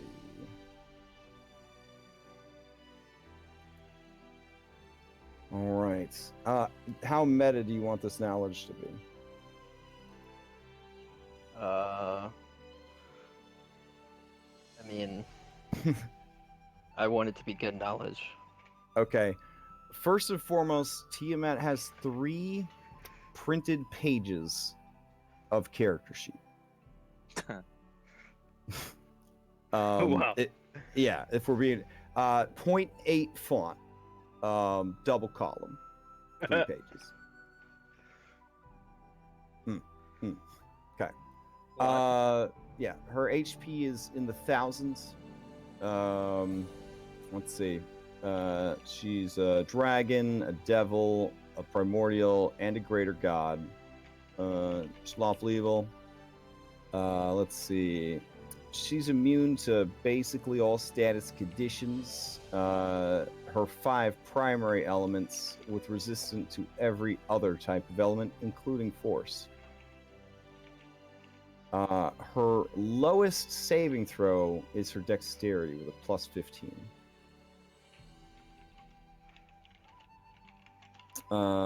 Let's see. Whenever she wants, she can foul any and all liquids within a mile of herself. So bringing potions to a battle against Tiamat doesn't work. She can instantly destroy all potions within a mile of herself. In case you were going to sink some funds into that. She's usually attended by 5 legendary ancient dragons, normally one of each color. These are called the consorts of Tiamat. Despite favoring a feminine form, she is hermaphroditic, and she also has a harem of mates that she experiments on to come up with new types of dragons. Let's see. I think she's immune to all spells 5th level or lower. Let's see. She does damage to things just by sharing a space with them. Let's see. Aura of Death. Good God. Yeah, it's pretty bad. It's a bad scene. She has a much larger than normal legendary action pool. Like a Hydra, she's allowed to take essentially an unlimited number of reactions. So that could be problematic. She's treated as a 20th level sorceress, a 20th level wizard, and a 20th level cleric. Man, I am not looking forward to running this fight. Holy shit. Okay.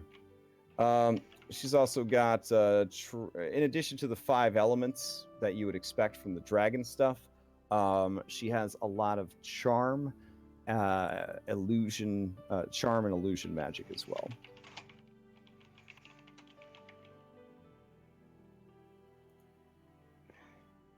All right.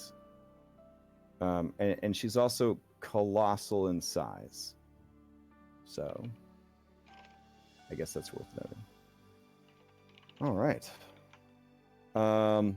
Being a deity, though, she can, of course, dial certain things up and down depending on needs, that sort of thing. But yeah, she's kind of a bad bitch. Then there's stuff that you kind of already knew, that each of her 5 heads can act independently of itself. That also allows her to maintain up to 5 different aspects simultaneously, which not all gods can do. She favors greed, conquest, and deception as her domains. But in some worlds, she is also in charge of weather, the ocean, and storms.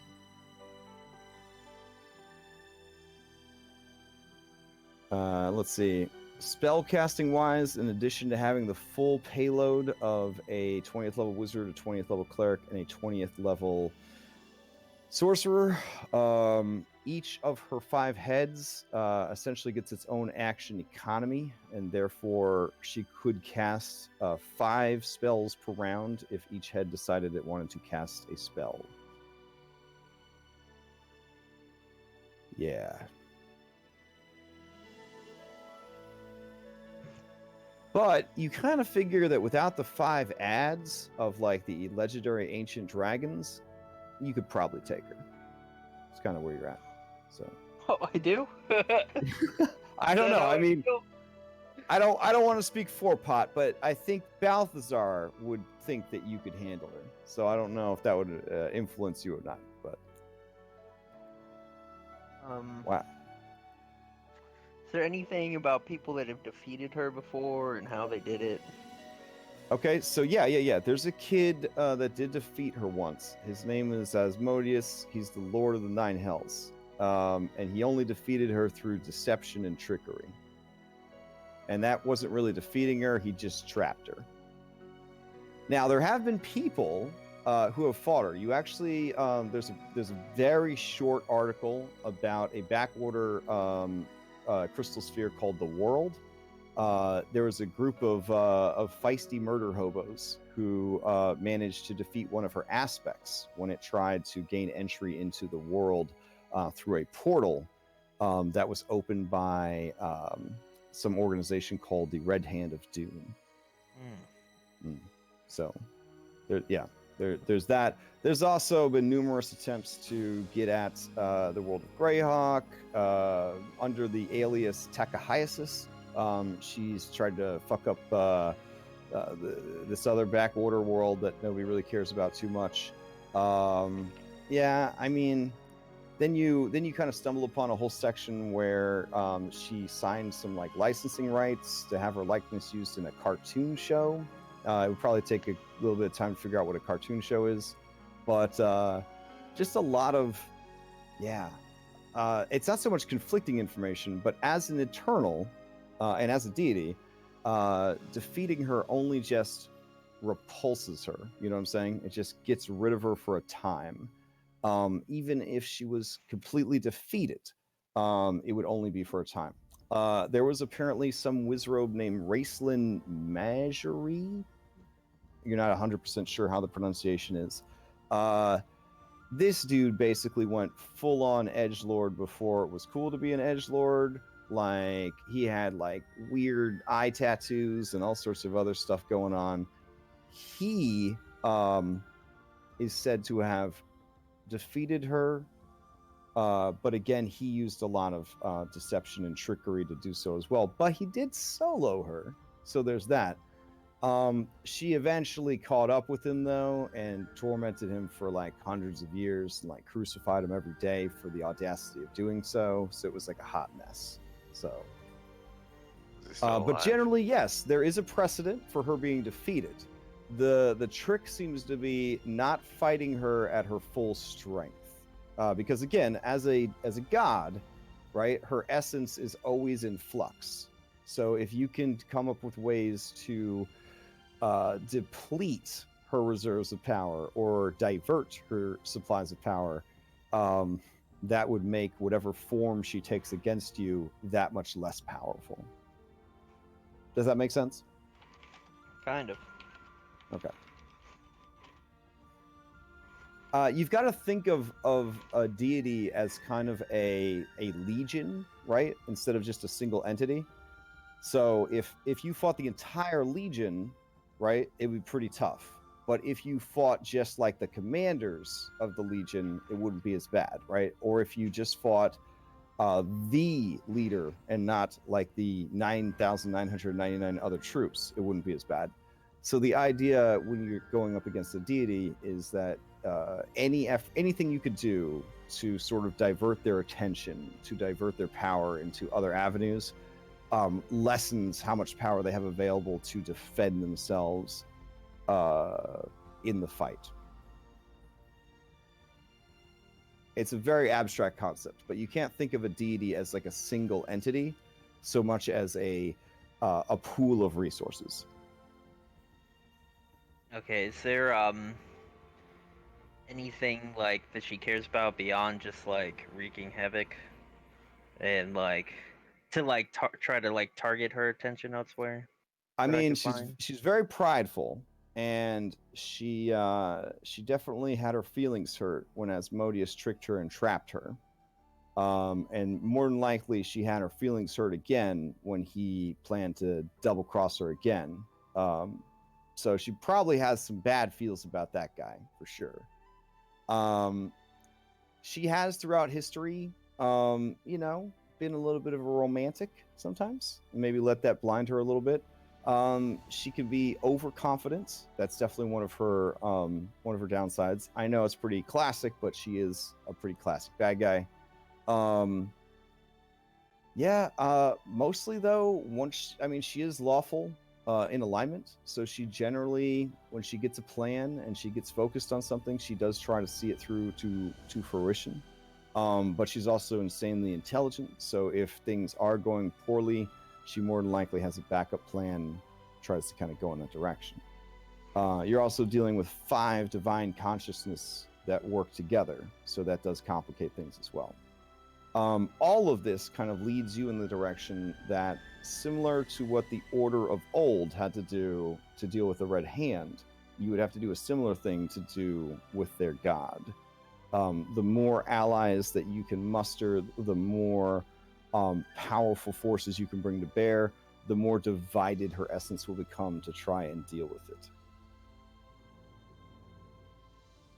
That seems like the strongest strategy. Mathematically, your Wizro brain is poring over these meta stats, as they were, right? These descriptions of her abilities and stuff like that your character then translates into math that makes sense, right? It's a lot to mitigate. She can do a lot of shit, like just dealing with a 20th level cleric, just dealing with a 20th level wizard, just dealing with a 20th level sorcerer, bad enough. But she's also essentially all 5 of the primary chromatic dragons at an ancient level or higher,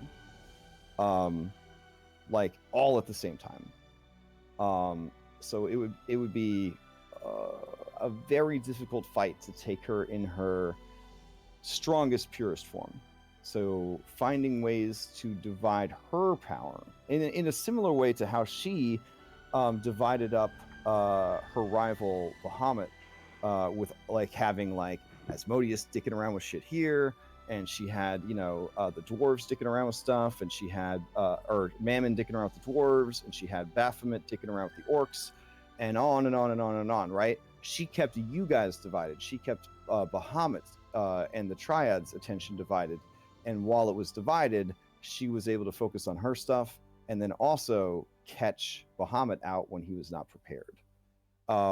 In a way, turning that strategy against her sort of flashes across your mind as your best bet.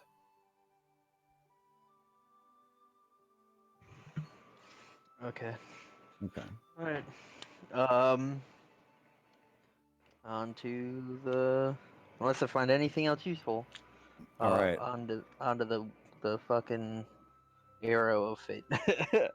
All right. So we're gonna jump back to the weaponsmith real quick, because you guys are secretly, or maybe not so secretly, in a 4th edition skills challenge. They love those fucking skill challenges.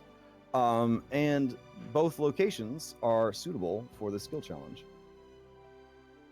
So you go to Melchior and you ask around and you find this guy. He is the little beardless dwarf. He's adorable. It looks like he was drawn by the Dragon Ball artist when he was very young. It's adorable. This guy is a renowned weaponsmith. He can make weapons out of almost any material. Nobody in Hestavar knows more about weapons than this guy. You are surprised then, I think, that he is so willing to meet with you guys, relative unknowns. But his apprentices, who are all different races, and it's not just like an all dwarf operation, they bring you to the old dwarf. And with his Master Roshi glasses, he kind of looks over at you guys, and he says, there they are. This is a long time coming. I see you found my armor. Nice, isn't it? It's beautiful. So, what is the question that you have? Do you feel confident enough to spit it out, or are you worried? You could be worried. You should be worried. But maybe not? I don't know. No. Well, Grunny will just ask it straight up then. Okay. Do you know about the Arrow of Fate? Whew. The Arrow of Fate. And as he is telling you this, Patuk, you follow the rabbit hole of nerd breadcrumbs, and it's one of those things where the camera kind of cuts back and forth between this guy narrating and you reading it in the book at the same time, sort of thing, which is always kind of a neat scene, and also serves to reassure you guys that you are getting actual information and not bullshit from a random NPC or bullshit from one particular book that you found. At least you're getting the information from 2 different sources. All right, the Arrow of Fate. During their research, this is what you might be able to discover. The flesh-wrapped bone arrow described by Amiria is, in fact, the Arrow of Fate. She is correct. This is a relic from the terrible Dawn War, when the gods fought the primordials for control of the world. Oh, interesting. The world. The original dragon god Io was cut down during that struggle by the primordial known as the King of Terror. When the sundered halves of the deity fell to the ground, they sprang up as the twin gods Tiamat and Bahamut. A single fragment of Io's physical form remained separated from the newly birthed gods, and it was this tiny shard of divinity that became the arrow. The Arrow of Fate is a potent weapon against both the primordial and the divine, forged as it was during the upheaval of the Dawn War. As time wore on, claims arose that it was capable of exerting a powerful influence over the forces of life and death. Eventually, The artifact became an issue of contention between the archdevil Asmodeus and the trio of gods Arathis, Ioun, and Pelor. Asmodeus sought to access Hestavar's knowledge for his devils and followers. So in a show of cooperation, characteristic of an earlier age, the three gods granted this, hence the reason devils are still allowed in Hestavar to this day. But this thing was granted only with the guarantee that Asmodeus and his adherents would treat Hestavar, its environs, and the souls of its inhabitants as strictly off-limits for their usual devilry. Asmodeus agreed, and to seal this bargain, the Arrow of Fate was locked away in Hestavar on condition that the pact would stand for as long as the arrow remained within the city. Sealing away the arrow was Asmodeus' suggestion, but it suited the interests of all parties. To safeguard the arrow and ensure that the accord would last, Arathis, Ioun, and Pelor wove a great ritual in 4 parts, one for each of the deities, and the 4th representing their collaboration. Each of the gods warded their seal in their own way. Pelor forged his into the form of a great bell that would announce the coming of dawn and set a garrison of angels to watch over the bastion that was constructed to hold it. Arathis bound her seal into the very flagstones of the largest market square upon the mercantile earthmote and neighborhood of Methlon. Ioun secreted hers away within the sealed library, a cloistered haven within the fabric of the domain, where a trusted few research sensitive projects for their lady. The 4th seal, protected by the first 3, rests under the constant storm that marks the Salt District. It is accessible only should each of the other 3 be undone.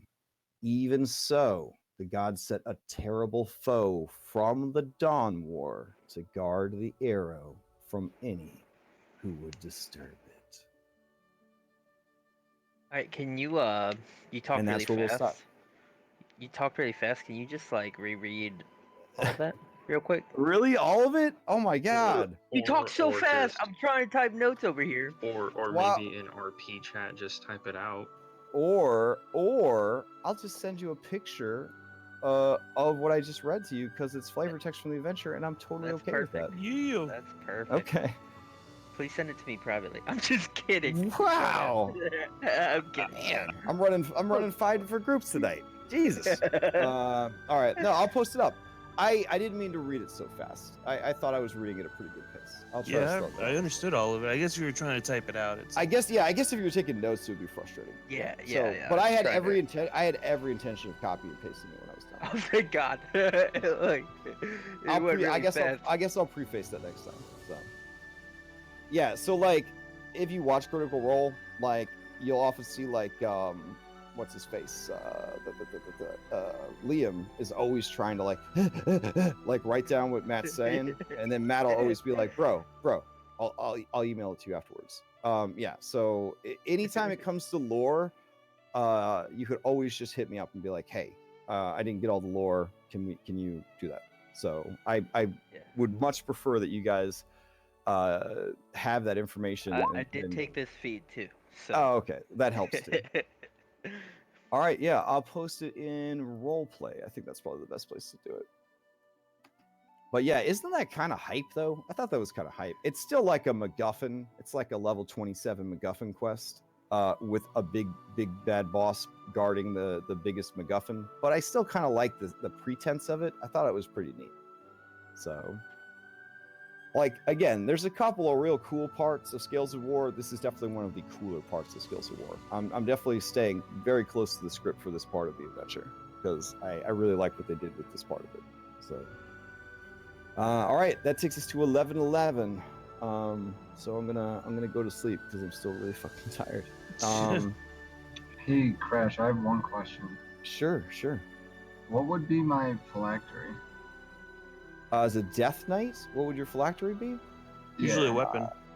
Yeah, it is. It's probably your Hexblade. Okay. Yeah. Does that mean the Raven Queen's even better at controlling me then? That might actually be how she's controlling you. Oh my God. How about my Yeah, but armor? don't you see that cool martial undead ability? I'm sorry, but still, I mean, come on, you got some cool I shit there. do see it. Oh wait, And here it was gives this me other. a goal. Here you have this. In addition to those other things, I forgot to send you this one. Hold on. Let's see.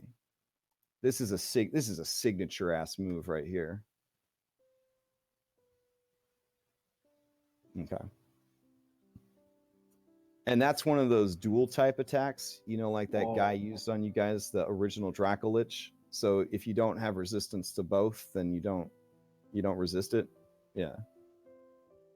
Would destructive wave work like that then too?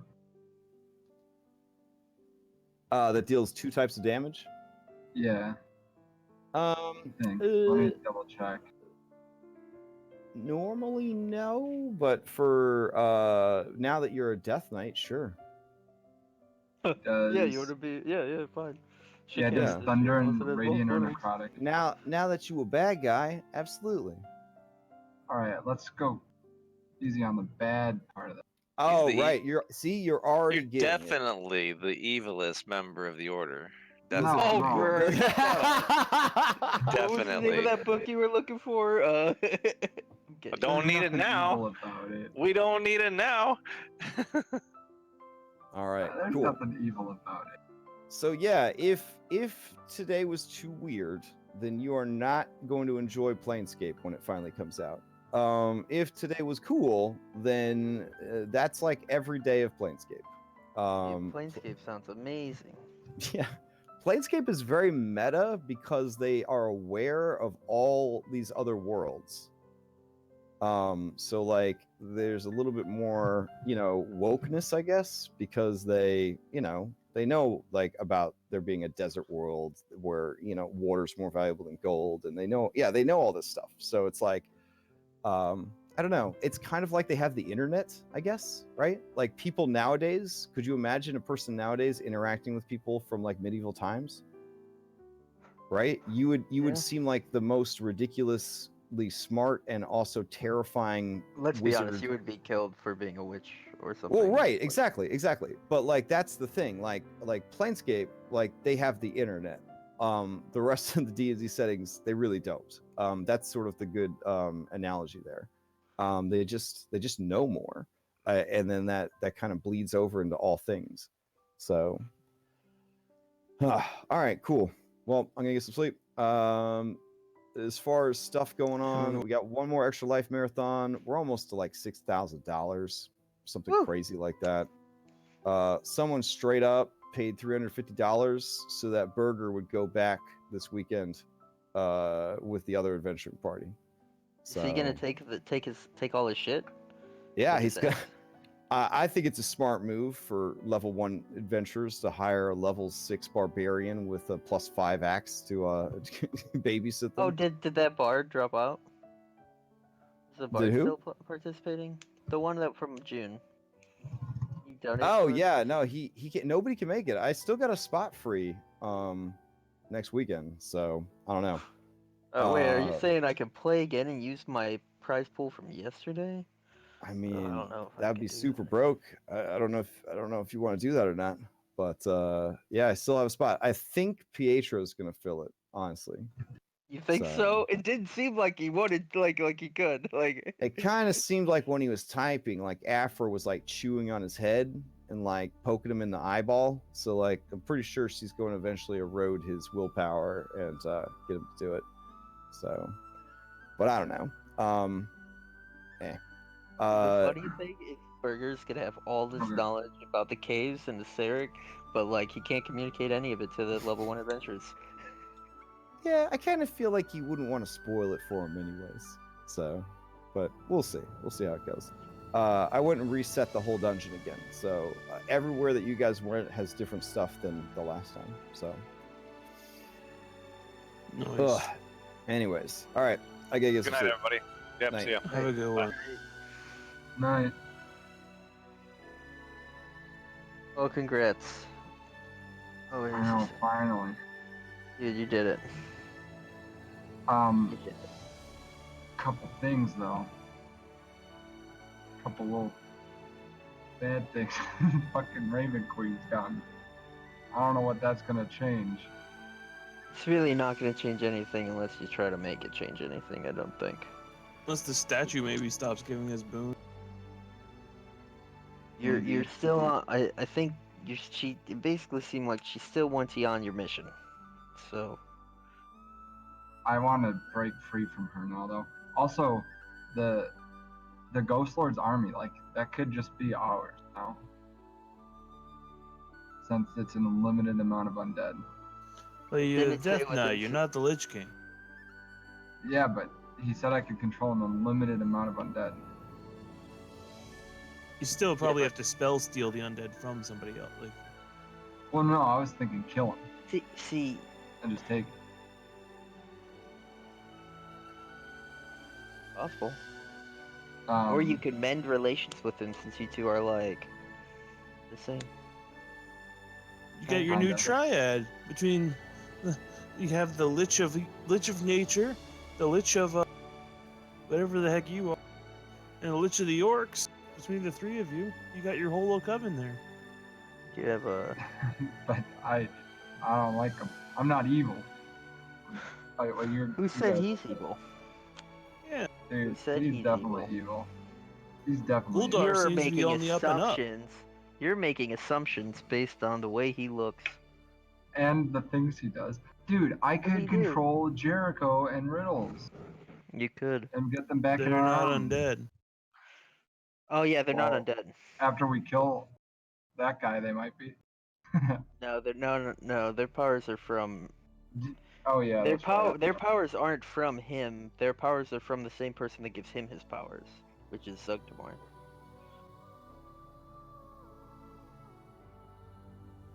Alright, Well, guys, you have a great night. Hey, dude. Night. I was also thinking of those my followers, killing them and just raising them as undead generals for the armies, Killing your followers? and making them undead generals. Oh god. Do you, man. What was the last thing he gave you? Hellfire orb. It's I'll just the Death Knight hurls up. Oh, you didn't capitalize the death in Death Knight. The Death Knight hurls a magical ball of fire that explodes at a point it can see within 120 feet of it. Each creature in a 20-foot radius sphere centered on that point must take a DC 19 Dexterity saving throw. The sphere spreads around corners. A creature takes 10d6 fire damage and 10d6 necrotic damage on a failed save, or half as much on a successful one. So you got Fireball.